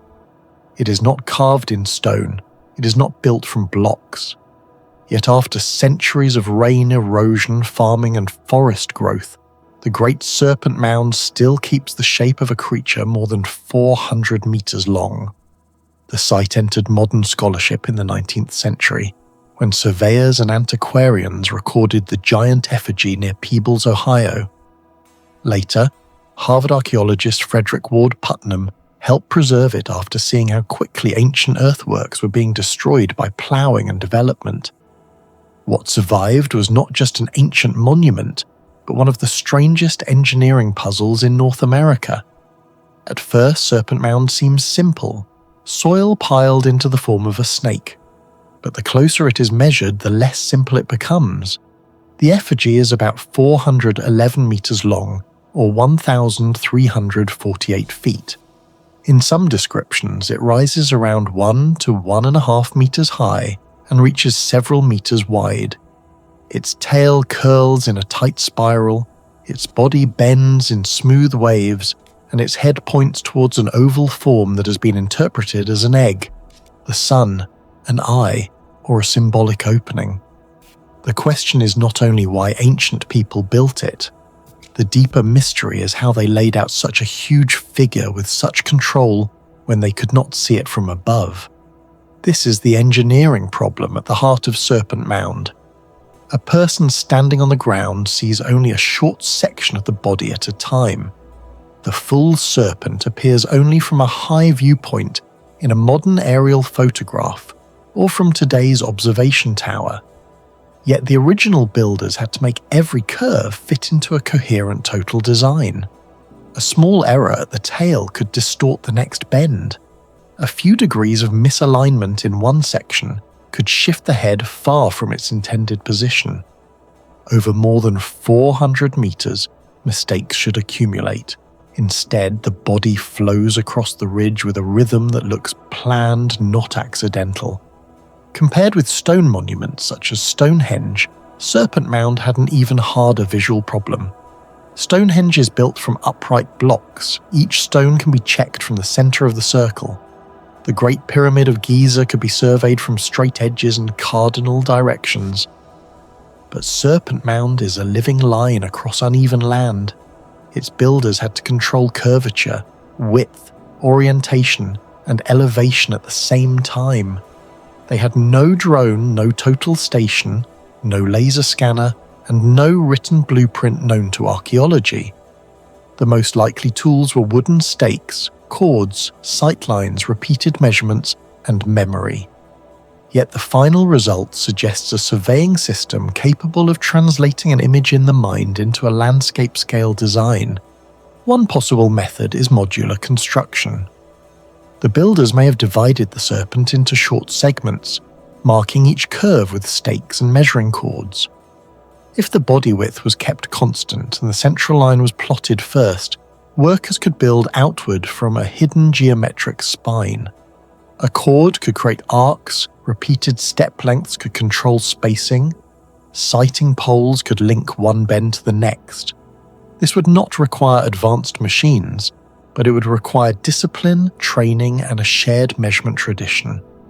The mystery is that no preserved plan, measuring rod, or layout grid has been found. Archaeology can see the finished serpent, but not the invisible system that made it possible. The terrain adds another layer of difficulty. The mound sits on a high plateau, not on a perfectly flat plain. The ridge overlooks Brush Creek, and the surrounding landscape is broken by slopes, drainage lines, and the remains of a much older geological event. Laying out a smooth animal form on such ground is not like drawing on paper. The builders had to adjust the body to the shape of the land without losing the identity of the serpent. If they followed the ridge too closely, the figure could become distorted. If they ignored the ridge, erosion and runoff could damage the mound. The result suggests a balance between symbol and terrain, as if the builders understood both visual design and landscape behavior. The earthwork itself also raises technical questions. A mound made of soil is vulnerable. Rain softens it, frost breaks it, plants root into it, water cuts channels along its sides. If the builders had simply piled loose earth into a serpent shape, the form would have blurred quickly. Instead, the effigy survived long enough to be documented, restored, studied, and preserved. That endurance implies knowledge of soil selection, compaction, slope angle, and drainage. Modern civil engineers know that earthen structures survive only when water is controlled. Ancient builders may not have used mathematical soil mechanics, but they clearly understood from experience which earth would hold shape and how a mound should sit on a slope. The scientific debate over its age makes the mystery even more complicated. For many years, Serpent Mound was associated with the Adena culture, partly because nearby burial mounds belong to the Adena tradition, which flourished roughly between 800 BC and AD 100. Later radiocarbon testing suggested a much later date, around the Fort Ancient period, after AD 1000. Some researchers have argued that the monument may have been built, rebuilt, or repaired in more than one phase. This matters because the engineering knowledge behind the mound may not belong to a single moment. It may represent a long tradition of earthwork construction in Ohio, passed down, modified, and perhaps reinterpreted across generations. The astronomical alignments add another layer of uncertainty. Researchers have noted that the head of the serpent appears to point toward the summer solstice sunset. Other bends have been interpreted as possible lunar or solar markers. If even part of this was intentional, the builders were not only drawing a serpent, they were embedding it into the sky. That would require long-term observation, a fixed horizon, and the ability to translate celestial events into ground geometry. But this remains debated. Some alignments may be meaningful, while others could be coincidental. The problem is that a long, curved figure naturally points in many directions. The challenge is separating intentional astronomy from pattern seeking after the fact. Even so, the head and oval feature remains one of the most powerful clues. If the oval is an egg, the mound may represent creation, fertility, or rebirth. If it is the sun, the summer solstice alignment becomes more important. If it is an eye, portal, or symbolic object, the serpent may belong to a cosmological story now partly lost. The form is precise enough to suggest deliberate iconography, but ambiguous enough to resist a single explanation. This is what makes Serpent Mound so different from many ancient monuments. It does not give us an inscription, it gives us a shape, a direction, and a silence. Beneath the mound lies an even older mystery, the Serpent Mound impact structure. Geological studies show that this region sits on the remains of an ancient meteorite impact, a disturbed zone of rock many kilometers wide. Estimates vary, but researchers described a complex impact structure with uplifted and fractured strata, formed hundreds of millions of years before humans existed. The ancient builders could not have known the modern science of impact craters. Yet they chose a place with unusual topography, dramatic views, and a landscape that may have felt different from the surrounding hills. Was the location chosen because of myth, visibility, sacred geography, or the strange shape of the land? No one can prove the answer. What do you think was the real secret behind Serpent Mound's incredible precision? Was it an advanced surveying technique? Generations of accumulated engineering knowledge? Or something we've yet to understand? Share your thoughts in the comments below. In the Scottish Highlands, just east of Inverness, a circle of stones waits for the darkest sunset of the year. Clava Cairns was not discovered as a buried lost city. It survived in plain sight near the River Nairn, recorded by antiquarians in the 18th and 19th centuries, then studied more carefully by archaeologists who realised this was not just a Bronze Age cemetery, but a planned landscape of stone, light, geometry and ritual memory. At first glance, the site looks simple. 3 circular cairns, standing stones, passages and low stone chambers, but the closer you look, the stranger it becomes. Built around 4,000 years ago, probably between 2300 and 2000 BC, Clava Cairns belongs to the early Bronze Age of northern Scotland. This was a world without written records, without steel tools, without the wheel being used for heavy construction in Britain, and without anything resembling a modern surveying instrument. Yet the builders created a monument that seems to lock architecture to the sky with a level of intention that still unsettles researchers today. The most extraordinary feature is the winter solstice alignment. The 2 outer cairns at Balnoran of Clava are passage graves, and their entrances face southwest, toward the place where the sun sets around midwinter. This is not a vague symbolic direction. At the darkest time of the year, when the sun travels at its lowest arc across the highland sky, the final light of sunset can shine directly along the narrow passage and into the central chamber. In other words, the structure appears to have been designed so that the dead, sealed inside stone would be touched by the returning sun at the exact turning point of the year. That single alignment creates the central engineering puzzle of Clava Cairns. To build it, the people had to know where the midwinter sun would set on the local horizon. They had to choose the position of the entrance, the angle of the passage, the height of the stones, and the shape of the chamber so the light would not be blocked. A difference of only a few degrees could have ruined the effect. A slightly wrong passage angle would send the beam into the wall.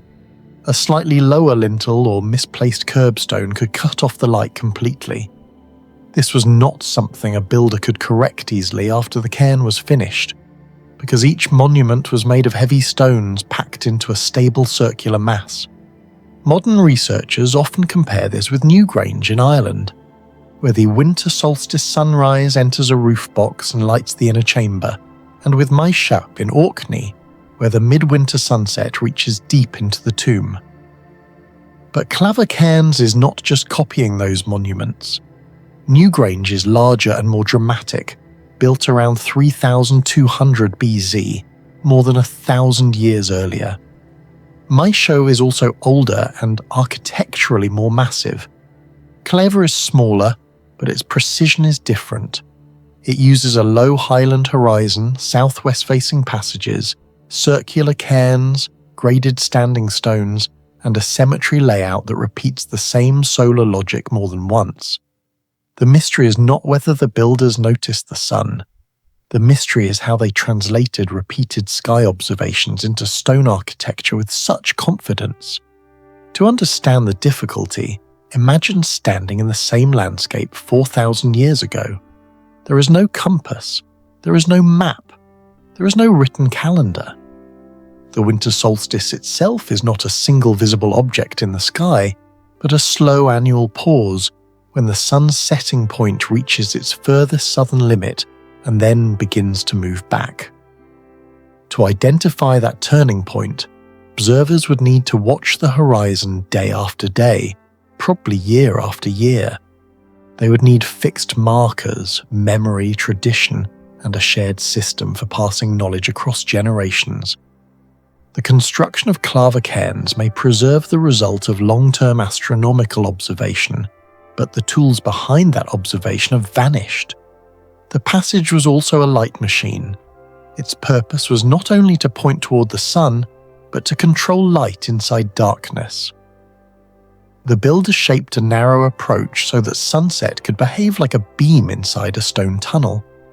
This required an understanding of shadow, horizon height, seasonal movement, and the way low sunlight enters enclosed space. In modern terms, it resembles optical planning, but made with stone and experience instead of calculation.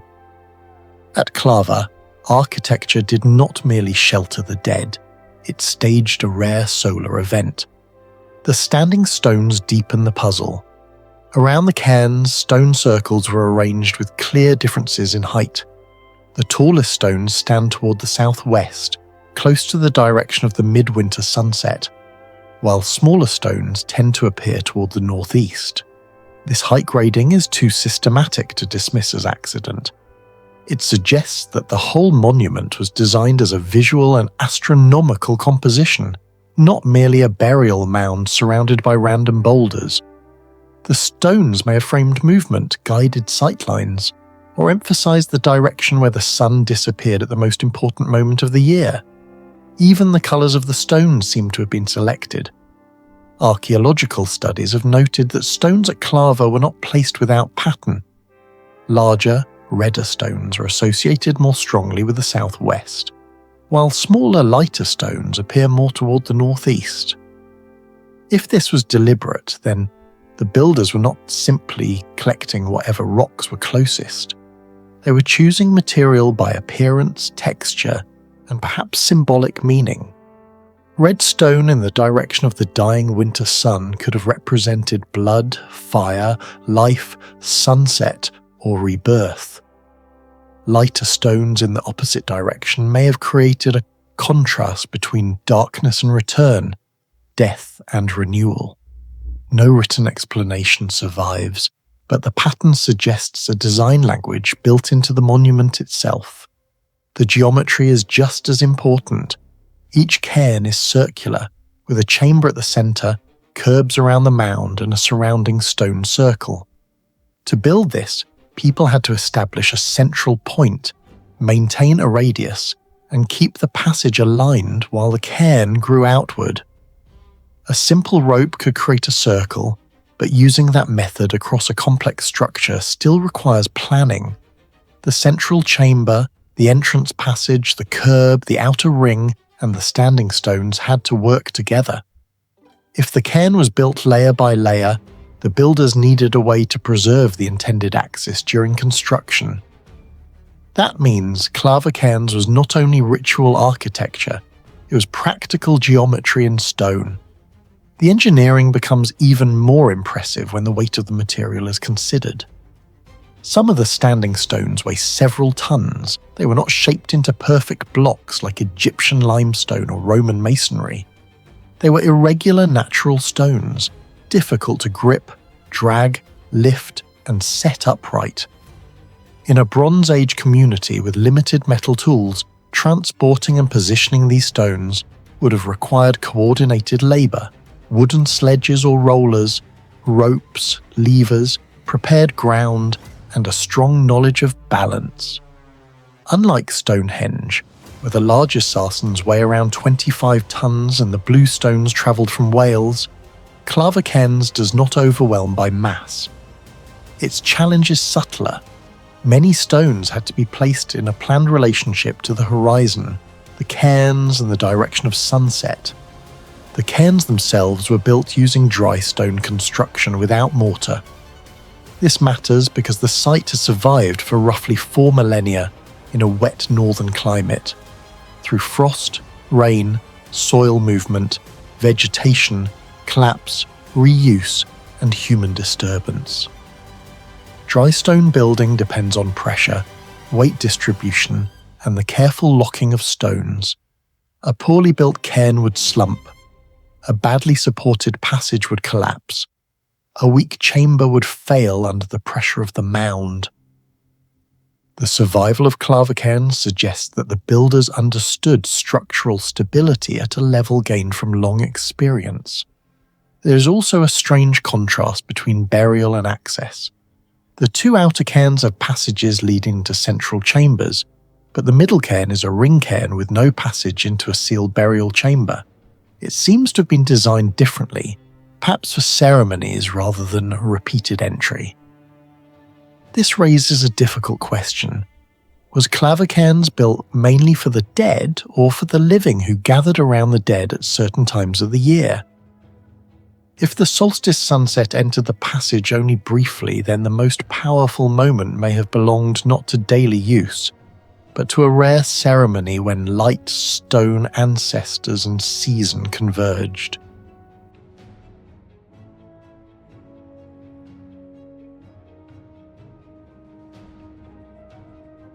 Near modern Eritrea on the shore of the Red Sea lies a forgotten city called Adulis. Today it appears as little more than scattered ruins buried beneath sand and stone. Yet, nearly 2,000 years ago, this port stood at the centre of one of the largest trade networks on Earth. The greatest mystery is not that Adulis existed. The mystery is that one of the most important ports of the ancient world seems to have vanished almost completely, leaving behind questions that archaeology still cannot fully answer. European travellers recorded the ruins during the 19th century, while systematic archaeological excavations during the 20th century revealed monumental structures, imported ceramics, inscriptions, warehouses, and evidence of extensive international trade. What emerged was not a provincial settlement, but the remains of a sophisticated maritime hub connected to Rome, Arabia, India, and the Kingdom of Aksum.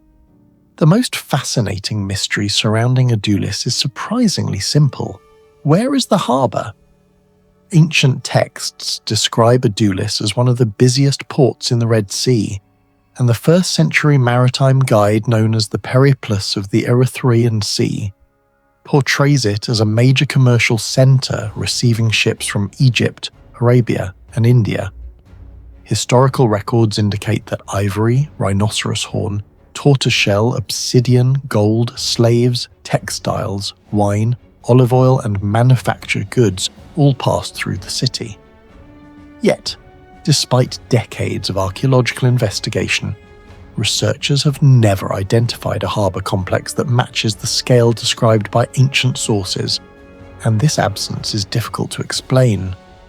Large ports typically leave unmistakable signatures, as seen at Ostia near Rome, where archaeologists can still trace artificial basins, warehouses, breakwaters, and docking facilities, or at Alexandria, where submerged structures remain visible beneath the Mediterranean.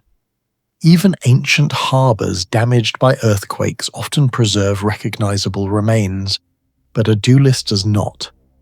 Some scholars suggest that coastal changes over nearly 2 millennia may have altered the shoreline dramatically, with geological studies showing that sediment accumulation can shift coastlines by hundreds of metres over long periods, while in river-fed regions entire ports have disappeared beneath mud deposits.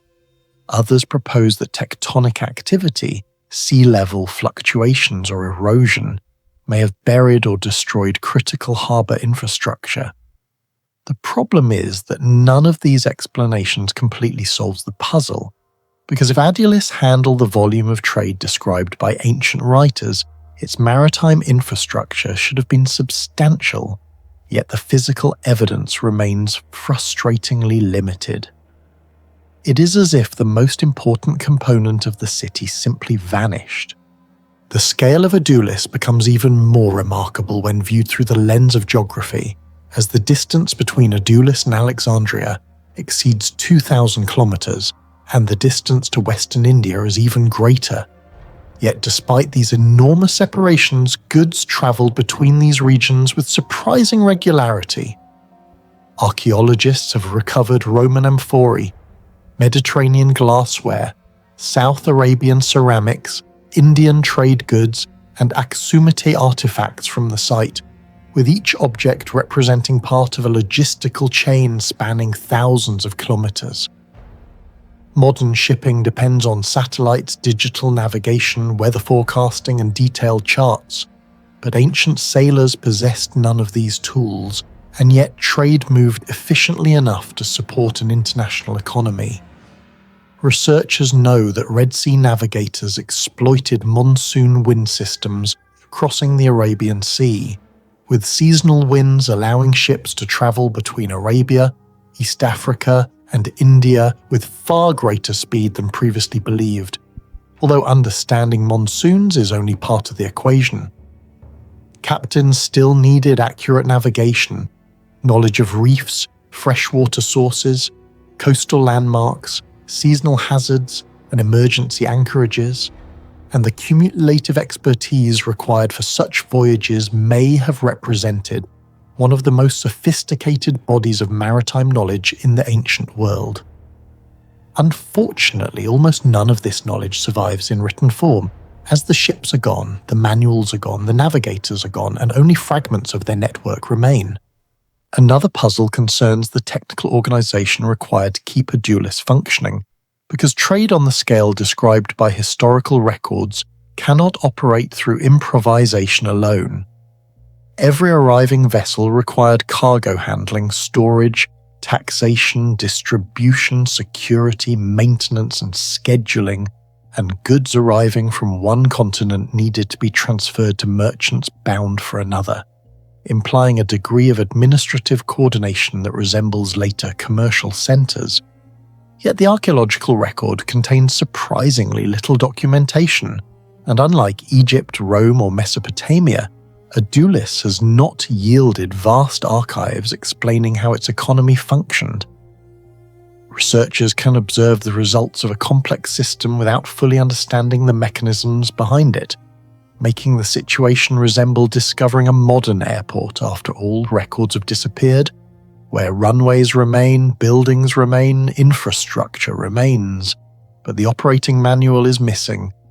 The success of Adulis depended on another engineering challenge that remains only partially understood: water. The surrounding region experiences arid conditions, and a major port requires enormous quantities of fresh water, as residents need water, visiting sailors need water, animals require water, and workshops and industrial activities require water. Excavations have revealed reservoirs, storage facilities, and hydraulic features suggesting deliberate water management, yet archaeologists have not yet reconstructed the entire system, leaving questions such as how much water the city could store, how seasonal variation was managed, and what mechanisms prevented shortages during periods of drought. Ancient cities such as Petra, Machu Picchu, and Carthage became famous for hydraulic engineering because substantial portions of their systems survive. But Adulis presents a different challenge because enough evidence exists to prove sophisticated water management, while not enough survives to reveal the complete design.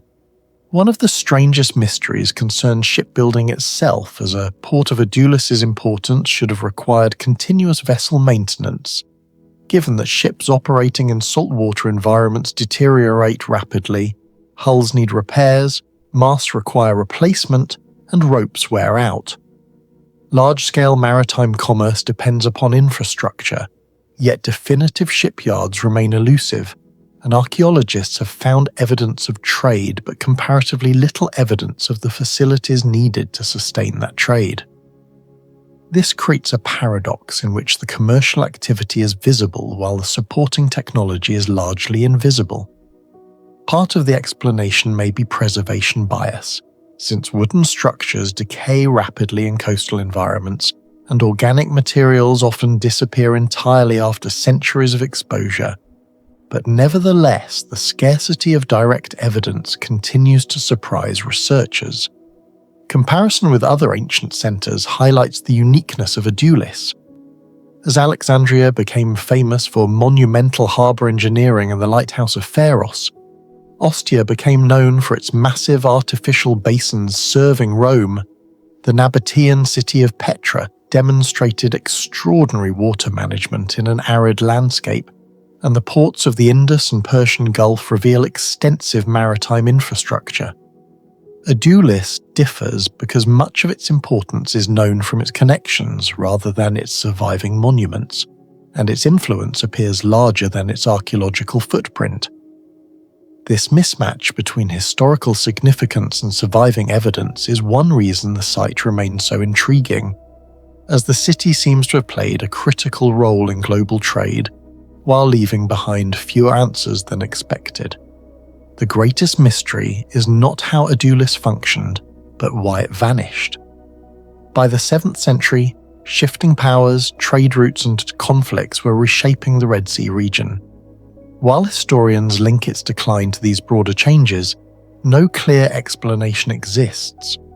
Unlike most ports that decline gradually, Adulis seems to have disappeared quickly, leaving little trace. For a city that once connected Africa, Arabia and Asia, its end remains unclear. Was the harbour destroyed, buried, or simply not yet found? Share your thoughts in the comments below. St. Simeon Monastery stands on the west bank of the Nile near Aswan in southern Egypt. The massive complex was first documented by European travellers during the 19th century and later examined by archaeologists studying the development of early Christian communities in Egypt. Built between the 7th and 10th centuries CE and abandoned around the 13th century, the monastery remains one of the largest surviving desert monastic settlements ever discovered in North Africa. At first glance, it appears to be little more than a ruined religious complex. Yet closer examination reveals something far more intriguing: a self-sustaining fortress city constructed in one of the harshest environments on Earth. The mystery is not why monks lived here. The mystery is how they managed to survive here at all. The greatest mystery of St. Simeon begins with a simple question: where did the water come from? The monastery sits on elevated ground overlooking the Nile. This location provided strategic advantages, including visibility and protection from flooding, but it created a severe logistical problem. Every litre of water needed for drinking, cooking, washing, agriculture, and animals had to be transported uphill. Archaeological surveys have revealed large cisterns, storage basins, channels, and collection systems integrated throughout the complex. These installations indicate sophisticated water management rather than simple manual transport. Scientists estimate that an average person living in an arid environment requires at least several litres of water daily for survival. If St. Simeon housed between 300 and 1,000 residents, annual consumption could have reached millions of litres. The challenge becomes even more remarkable when considering Aswan's climate. Modern rainfall averages only a few millimetres per year, meaning water harvesting alone could not have sustained such a population. Some researchers suggest that caravans and animal transport systems carried water from the Nile, while others argue that a highly organised supply infrastructure connected the monastery to river-based distribution networks. Yet no complete blueprint of the system survives, and the exact mechanism that sustained hundreds of people for centuries remains one of the monastery's greatest unsolved engineering puzzles. Religious communities generally build places of worship, but St. Simeon built defensive walls. The monastery is surrounded by massive fortifications reaching approximately 10 meters in height, and the outer walls resemble military architecture more than traditional religious construction. Why would monks require defenses on such a scale? The answer may lie in the monastery's location along important trade routes linking Egypt with Nubia and regions farther south. Historical records indicate periods of political instability, tribal conflict, and raids across the region. Yet the engineering itself remains remarkable. The builders used mud bricks reinforced through techniques that allowed the walls to withstand centuries of erosion, temperature fluctuations, and desert winds. Even after hundreds of years of abandonment, significant sections remain standing. Modern engineers understand how difficult it is to preserve earthen architecture, and many contemporary mud brick structures deteriorate rapidly without maintenance.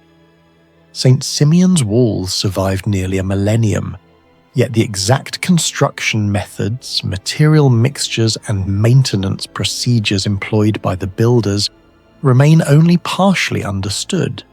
Most large settlements are built on relatively flat terrain, but St. Simeon was not. The monastery occupies a steep desert hillside where elevation changes create major architectural challenges. Instead of leveling the landscape, the builders designed a complex system of terraces, stairways, courtyards, storage chambers, workshops, and residential quarters integrated directly into the terrain. This required advanced planning. Every wall had to account for slope stability, every foundation had to support structures above and below it, and every pathway had to connect different sections efficiently while allowing movement of people, animals, food, and construction materials. Modern archaeological mapping reveals a carefully organized layout rather than random expansion. The design resembles some Byzantine fortified settlements and certain mountain monasteries found throughout the eastern Mediterranean. However, no written construction manuals from St. Simeon have survived. As a result, researchers can observe the engineering solution but cannot fully reconstruct the design process behind it. Water was not the only challenge. Food represented an equally complex problem. Excavations have uncovered granaries, storage facilities, kitchens, animal enclosures, and work areas distributed throughout the monastery. These discoveries indicate that St. Simeon functioned as a large economic centre rather than a simple place of worship. To sustain hundreds of residents, enormous quantities of grain, vegetables, oil, and livestock products would have been required. Archaeologists estimate that a community of several hundred people could consume dozens of tons of food annually. The surrounding desert provided little agricultural potential, so supplies had to arrive continuously from the Nile Valley or associated trade networks. This raises another question. How did the monastery coordinate transportation, storage, preservation, and distribution of resources across centuries? The organizational complexity begins to resemble that of a small medieval city, yet much of the administrative system responsible for this achievement has disappeared from history. One of the most overlooked mysteries involves the monastery's construction materials. Many visitors assume the walls are simple mud bricks, but scientific studies suggest otherwise. Ancient builders often modified mud brick mixtures using combinations of clay, sand, straw, organic fibers, and mineral additives. These ingredients could dramatically affect durability, insulation, and resistance to cracking. St. Simeon exists within an environment where daytime temperatures can exceed 40 degrees Celsius, while nighttime temperatures drop significantly. Such thermal stress normally causes rapid deterioration, yet portions of the monastery have survived for nearly 1,000 years. Researchers continue to analyze surviving brick samples to understand how their composition contributed to long-term stability. Some results suggest an impressive understanding of local materials and environmental adaptation.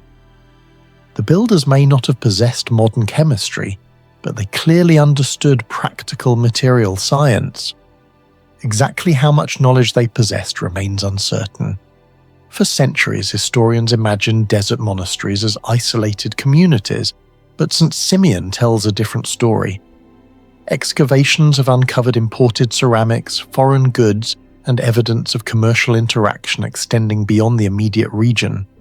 Its position near major Nile and caravan routes likely transformed the monastery into an important waypoint, connecting Egypt with Nubia and sub-Saharan trade networks. Ideas traveled alongside merchants, and technologies traveled alongside ideas. Construction techniques, agricultural practices, storage methods, and engineering knowledge could have moved across enormous distances through these networks. The monastery may have functioned not only as a religious centre, but also as a hub for technological exchange. Yet the exact routes through which knowledge reached St. Simeon remain poorly understood. The archaeological evidence reveals the connections, but the historical details remain frustratingly incomplete. Nestled in the mountains of southern Uzbekistan near the border with Tajikistan, Uzundara Fortress stands as one of the most remarkable surviving military strongholds of the Greco-Bactrian kingdom. Archaeological excavations that began in the early 2010 era revealed a remarkably well-preserved site dating to approximately the 3rd–2nd centuries BCE. Positioned high above a narrow mountain corridor, the fortress controlled one of the most strategic routes into ancient Bactria.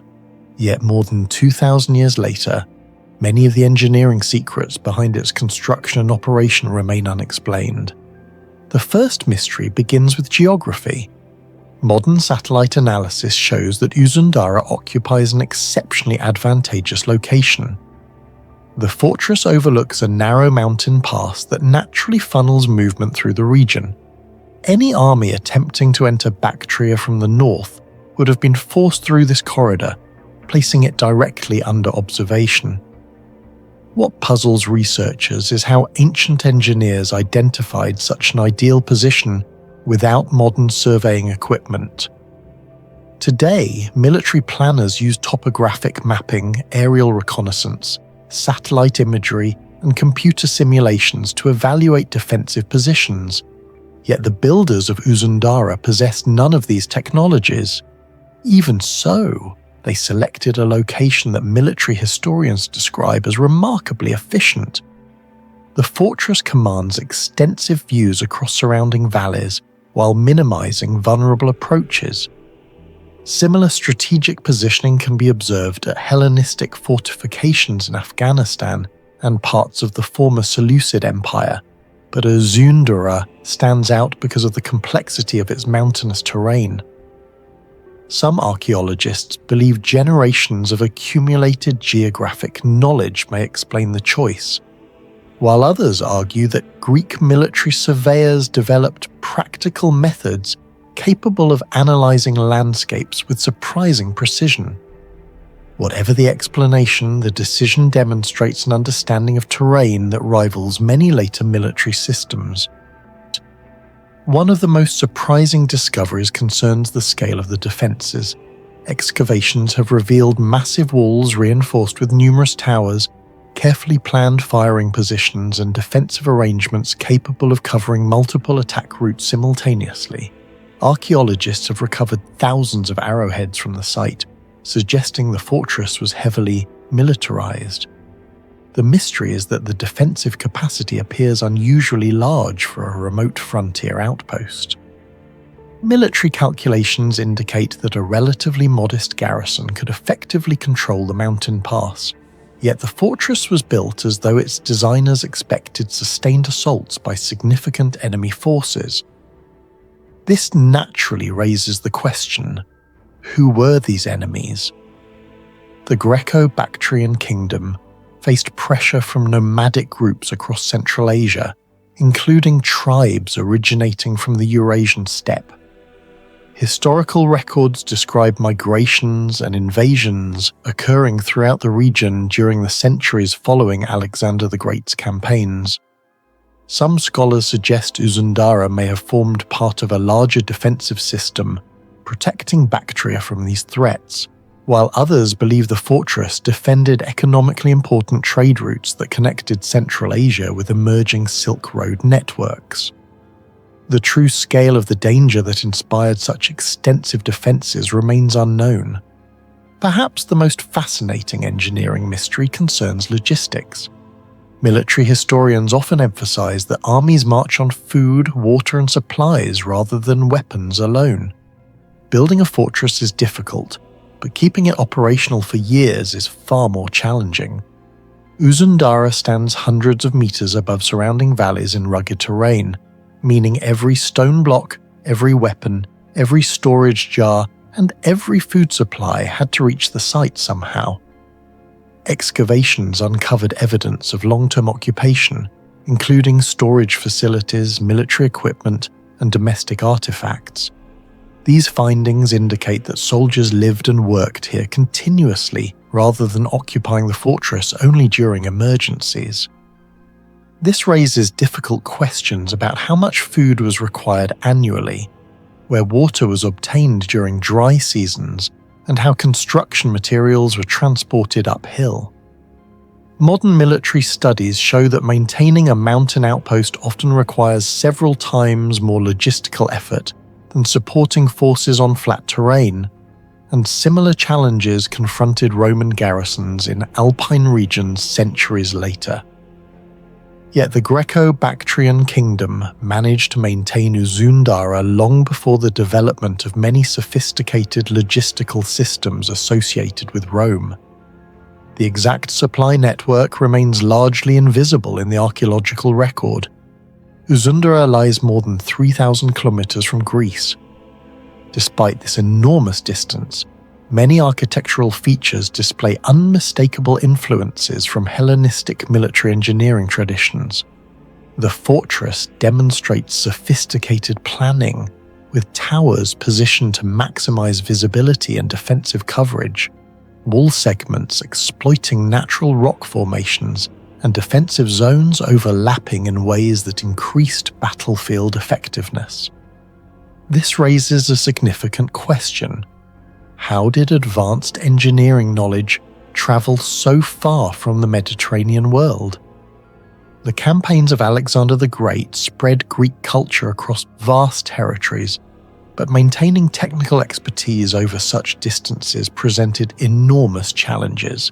Engineers, architects, military officers, and craftsmen would have needed to transfer specialized knowledge across generations.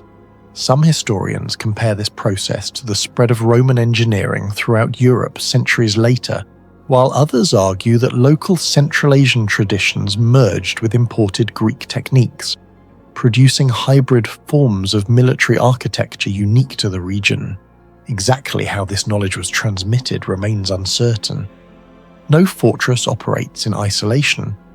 Researchers increasingly suspect that Uzundara formed part of a larger chain of military observation posts scattered across the frontier.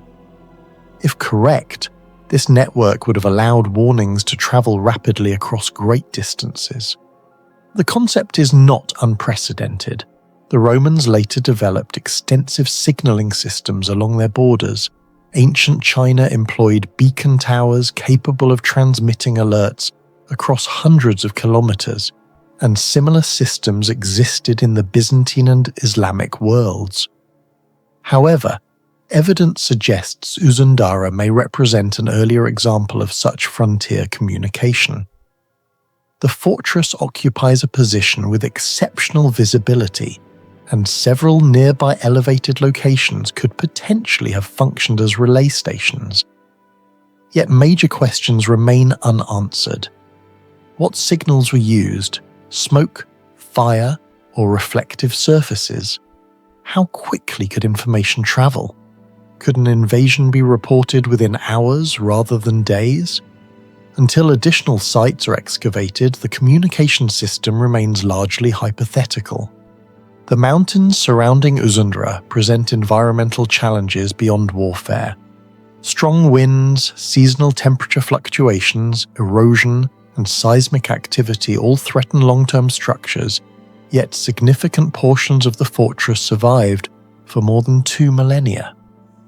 Archaeologists have noted that many sections of the fortress incorporate natural bedrock directly into defensive structures. Rather than forcing the landscape to conform to a predetermined design, the engineers adapted their construction to existing geological features. This strategy reduced the amount of material required while increasing structural stability. Modern engineers often employ similar principles when designing infrastructure in mountainous regions. By integrating natural formations into construction plans, they reduce stress on artificial structures and improve resistance to environmental forces. The extent to which ancient builders consciously understood these principles remains debated, but the results nevertheless demonstrate remarkable practical knowledge. The final mystery concerns the fortress's disappearance. Archaeological evidence suggests that Uzundara was eventually abandoned during a period of regional instability associated with nomadic incursions and the decline of Greco-Bactrian power. Yet the abandonment appears surprisingly rapid. Many frontier fortifications throughout history evolve gradually, changing functions as political conditions shift. But Uzundara seems to have experienced a more abrupt fate. After centuries of development, the knowledge required to design, supply, and operate such a sophisticated mountain fortress largely vanished from the region. This pattern appears repeatedly throughout history. The engineers who built Roman aqueducts disappeared, the specialists responsible for constructing massive Egyptian monuments vanished, and the craftsmen who created the Antikythera mechanism left behind almost no written explanation of their techniques. Uzundara presents a similar puzzle. The walls survive, the towers survive, and the artifacts survive, but the people who understood how the entire system functioned have disappeared from history. Sudak Fortress is a medieval giant standing on a volcanic hill above the Black Sea coast of Crimea. More than 6 centuries after its construction, its walls still dominate the landscape. Yet the greatest mystery is not the fortress itself. It is how medieval engineers, working without modern surveying instruments, cranes, or scientific materials laboratories, created a defensive system so durable that large portions remain standing today. The fortress was never truly lost. Historical records from Genoese merchants described Sudak as one of the most important trading and military centers of the northern Black Sea. Archaeological investigations beginning in the 19th century and continuing through the 20th and 21st centuries revealed the complex engineering hidden within its walls, towers, water systems, and construction materials. Sudak Fortress occupies a volcanic rock formation, rising approximately 157 meters above sea level. The position appears almost perfectly engineered by nature itself. Steep cliffs protect 3 sides of the hill, leaving only a limited approach for attackers. Military historians often compare strategic locations like Sudak to famous strongholds such as Masada or Crac de Chevalier. Yet Sudak possessed an additional advantage. It overlooked major maritime trade routes connecting the Byzantine Empire, the Caucasus, Central Asia, and the Mediterranean. What remains unclear is how medieval surveyors evaluated the site so effectively. Without aerial photography, satellite imagery, or topographic mapping, they identified a location that maximized visibility, controlled trade routes, and minimized defensive vulnerabilities. Modern geographic information system analysis demonstrates that observers from the fortress could monitor vast sections of the surrounding coastline and see approaches. Such strategic optimization suggests a level of geographic knowledge far beyond what many people associate with the medieval period. Most people imagine a fortress as a single wall surrounding a settlement. Sudak was something entirely different. The fortress was organized into multiple defensive zones. Attackers who breached the outer walls still faced additional layers of fortification. The system functioned much like a modern defense-in-depth strategy, forcing enemies to fight uphill through successive barriers. The outer defensive circuit stretched for nearly 2 kilometers and incorporated more than a dozen towers. Each tower was positioned to support neighboring towers through overlapping fields of fire. Archers and crossbowmen could cover areas that would otherwise become vulnerable blind spots. Computer simulations performed on medieval fortifications show that overlapping defensive coverage dramatically increases survival rates during sieges. Yet the exact methods used by Genoese engineers to calculate these relationships remain unknown. There are no surviving blueprints. There are no surviving engineering manuals. The fortress itself is the only surviving evidence of the calculations. One of the least discussed mysteries involves measurement. The walls follow the irregular contours of the mountain while maintaining structural stability over long distances. Achieving this required accurate surveying. Modern engineers use laser scanners capable of measuring distances to within millimeters. Medieval builders relied on ropes, plumb lines, wooden levels, and geometric principles inherited from Roman and Byzantine traditions. The question is not whether these tools existed. The question is how such simple instruments produced results accurate enough to construct a fortress across steep volcanic terrain. Archaeologists studying medieval fortifications have repeatedly found evidence that builders possessed practical geometric knowledge far more sophisticated than previously assumed. Similar mysteries surround the construction of Carcassonne, the walls of Theodosian walls, and the mountain fortresses of the Crusader states. Sudak belongs to this same category of engineering puzzles. Water determines whether a fortress survives a siege. Food can be rationed, weapons can be repaired. But without water, even the strongest fortress eventually falls. Sudak sits on a rocky hill with limited natural freshwater resources. Historical records and archaeological investigations indicate the existence of large storage cisterns designed to collect and preserve water supplies. The engineering challenge was enormous. The Black Sea region experiences seasonal fluctuations in rainfall. During prolonged sieges, thousands of soldiers, civilians, and animals could require water every day. A single person typically requires at least 2 to 3 liters of drinking water daily under normal conditions. During military operations, requirements increase significantly. This means a garrison of only 1,000 individuals could consume several thousand liters every day. Researchers still debate the full capacity of Sudak's water storage network. Some believe extensive rainwater harvesting systems supplemented local springs. Others argue that additional supply routes may have existed outside the visible archaeological record. Whatever the answer, the fortress could not have functioned without sophisticated hydraulic planning. Perhaps the most fascinating engineering mystery of Sudak Fortress lies within the walls themselves. Many sections of the fortress were constructed during the Genoese period in the 14th and 15th centuries. More than 600 years later, substantial portions remained standing despite earthquakes, warfare, coastal weathering, temperature fluctuations, and centuries of neglect. From a materials science perspective, this is extraordinary. Modern concrete structures often require major maintenance after only a few decades. Steel reinforcement can corrode. Freeze-thaw cycles can crack masonry. Salt carried by sea winds can gradually destroy building materials. Yet Sudak continues to endure. The fortress was primarily constructed using local limestone and sandstone, bonded with lime mortar. At first glance, this appears simple. However, scientific studies of historical mortars across the Mediterranean have revealed surprising complexity.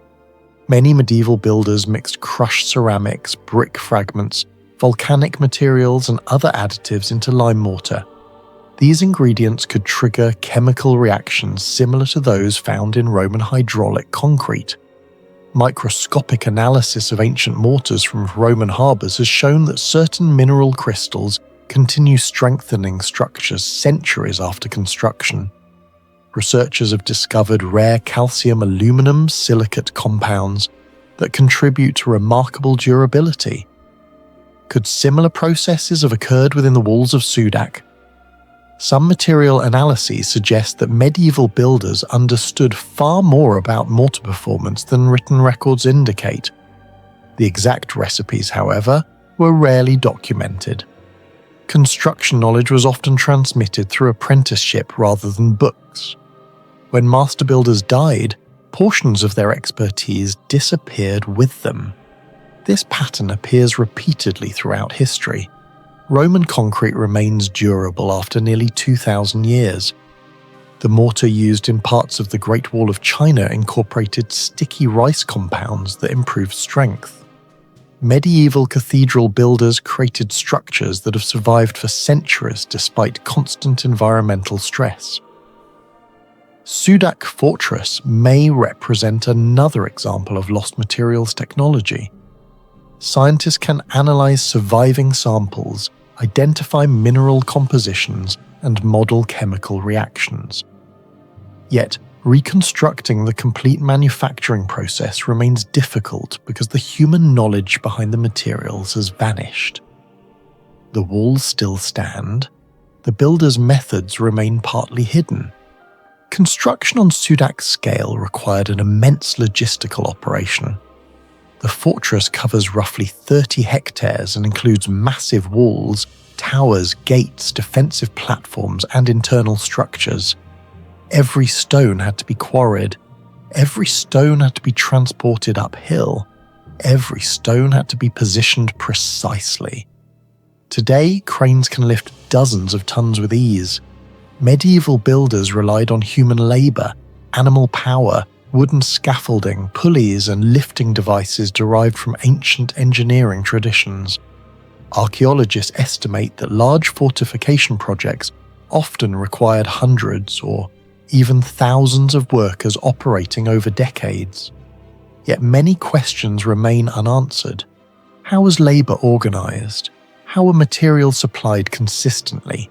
How were construction schedules coordinated? The fortress preserves the result, but not the process.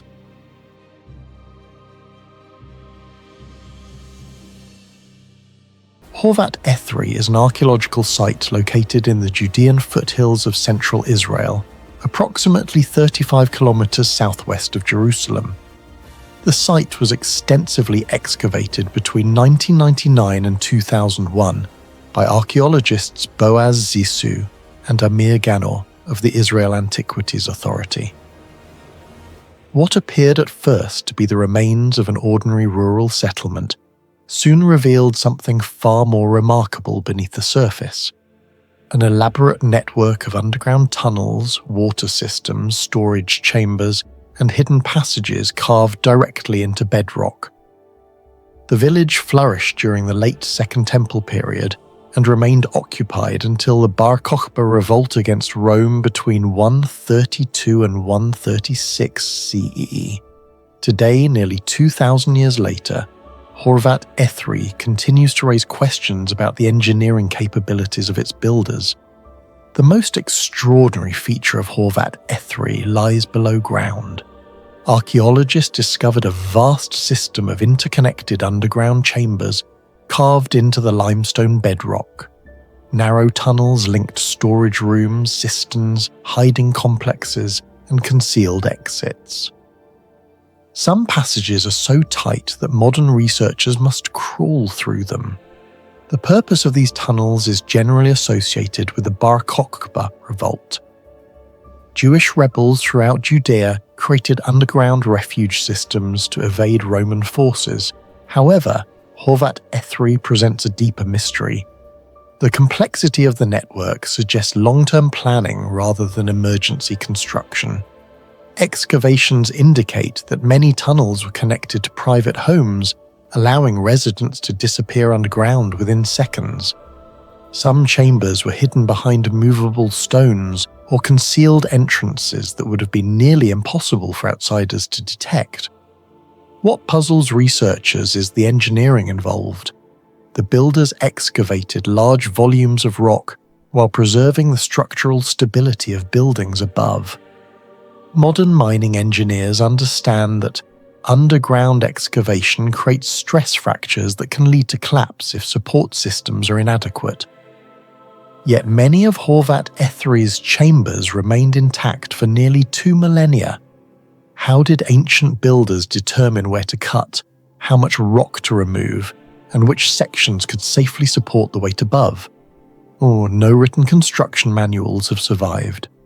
Even more intriguing is the apparent coordination required to connect separate chambers. Without laser surveying equipment, GPS technology, or modern mapping systems, builders achieved a level of underground integration that resembles military engineering projects from much later periods. Similar hiding systems have been discovered at Horvat Midras and other Judean sites, but Horvat Ethri remains among the most sophisticated examples ever found. The Judean foothills experience long dry seasons and highly variable rainfall. Water management was therefore essential for survival. At Horvat Ethri, archaeologists uncovered multiple cisterns, ritual baths known as mikvaot, storage reservoirs, and water collection systems integrated directly into the natural topography. The engineering challenge was considerable. Rainwater had to be collected during limited seasonal storms and preserved for months. A single family could require thousands of litres of water annually for drinking, cooking, agriculture, and ritual activities. Researchers estimate that some ancient cistern systems throughout Judea could store tens of thousands of litres of water. The cisterns at Horvat Ethri were carefully positioned to maximise runoff collection while minimising contamination and evaporation. The mystery lies in the planning. Modern hydrologists use computer models to predict water flow. Ancient builders relied entirely on observation and experience. Yet their systems often achieved remarkable efficiency. Comparisons with other ancient civilizations are revealing. The Nabateans of Petra developed sophisticated desert water systems. Roman engineers constructed aqueducts spanning hundreds of kilometers. Horvat Ethri was much smaller, but the villagers faced similar environmental challenges and solved them using entirely local resources. The knowledge required to design such systems was clearly practical and highly developed. Yet almost none of it was recorded. The technology survived. The instruction manuals vanished. Every underground chamber at Horvat Ethri required the removal of solid limestone. This may sound straightforward until the scale of the work is considered. Limestone has a compressive strength ranging from approximately 30 to over 250 megapascals depending on composition. Removing large volumes with iron chisels, hammers and hand tools demanded enormous labour and technical skill. Archaeologists have identified quarrying marks throughout the site, indicating systematic excavation techniques rather than random digging. The walls of many chambers display surprisingly regular surfaces. Passageways often follow efficient routes that minimize unnecessary excavation. Storage rooms exhibit dimensions carefully adapted to the surrounding geology. This raises an important question. How much geological knowledge did the builders possess? Modern engineers conduct rock stability analyses before excavation projects. Ancient workers lacked such methods, yet repeatedly created durable underground structures. Evidence suggests that generations of accumulated expertise may have guided construction. Builders likely learned to identify fracture patterns, evaluate rock quality, and recognize signs of instability. However, because these skills were transmitted orally, most of that technical knowledge disappeared forever. What survives are the results, not the methods. Horvat Ethri was not a major city. Its population was likely measured in hundreds rather than thousands. Yet archaeologists discovered substantial fortification features and defensive planning integrated into the settlement. The village occupied a strategically elevated position approximately 406 meters above sea level. Buildings, roads, storage facilities, and underground systems were arranged in ways that enhanced security. The hidden tunnel network itself functioned as a defensive technology. Roman military doctrine depended upon visibility, control of movement, and overwhelming force. Underground refuges disrupted all three advantages. Rebels could disappear, relocate, store supplies, and emerge unexpectedly. This strategy resembles forms of asymmetric warfare still studied by military historians today. What remains unclear is how early these preparations began. Were residents responding to growing tensions with Rome? Were they drawing upon older regional traditions of defensive architecture? Or did the village occupy a strategically important position that modern researchers have not yet fully understood? The answers remain elusive. Perhaps the most overlooked mystery involves measurement itself. Everything at Horvat Ethri required accurate spatial planning. Buildings had to align with terrain, cisterns had to occupy optimal locations, underground chambers had to avoid structural failure. Drainage systems had to maintain functional gradients. Today, surveyors use total stations, satellite positioning systems, laser scanners, and digital terrain models. Ancient builders possessed none of these technologies, yet they consistently produced workable solutions. Experimental archaeology has demonstrated that simple tools such as plumb lines, measuring rods, ropes, and water levels can achieve surprisingly high accuracy. Egyptian pyramid builders, Roman engineers, and Greek architects all relied upon such methods. Nevertheless, Horvat Ethri demonstrates that these skills were not limited to imperial capitals or monumental construction projects. Even a rural village possessed technical knowledge capable of transforming a rocky hillside into a highly organized settlement. The mystery is not whether the builders succeeded. The mystery is how much knowledge was required to make success possible. Large engineering projects require organization. Someone must design plans, workers must excavate tunnels, stone must be removed, water systems must be maintained, food must support laborers, construction schedules must be coordinated. The archaeological evidence suggests that Horvat Ethri functioned through a surprisingly sophisticated level of community cooperation. The underground network was not the work of a single family. Its scale implies participation by many individuals over extended periods. Comparisons with modern construction projects highlight the challenge. Even relatively small underground infrastructure projects require planning, labor, allocation, logistics, and quality control. Yet the people responsible for Horvat Ethri left no names, no records, and no technical documents. Their accomplishments survive. Their identities do not.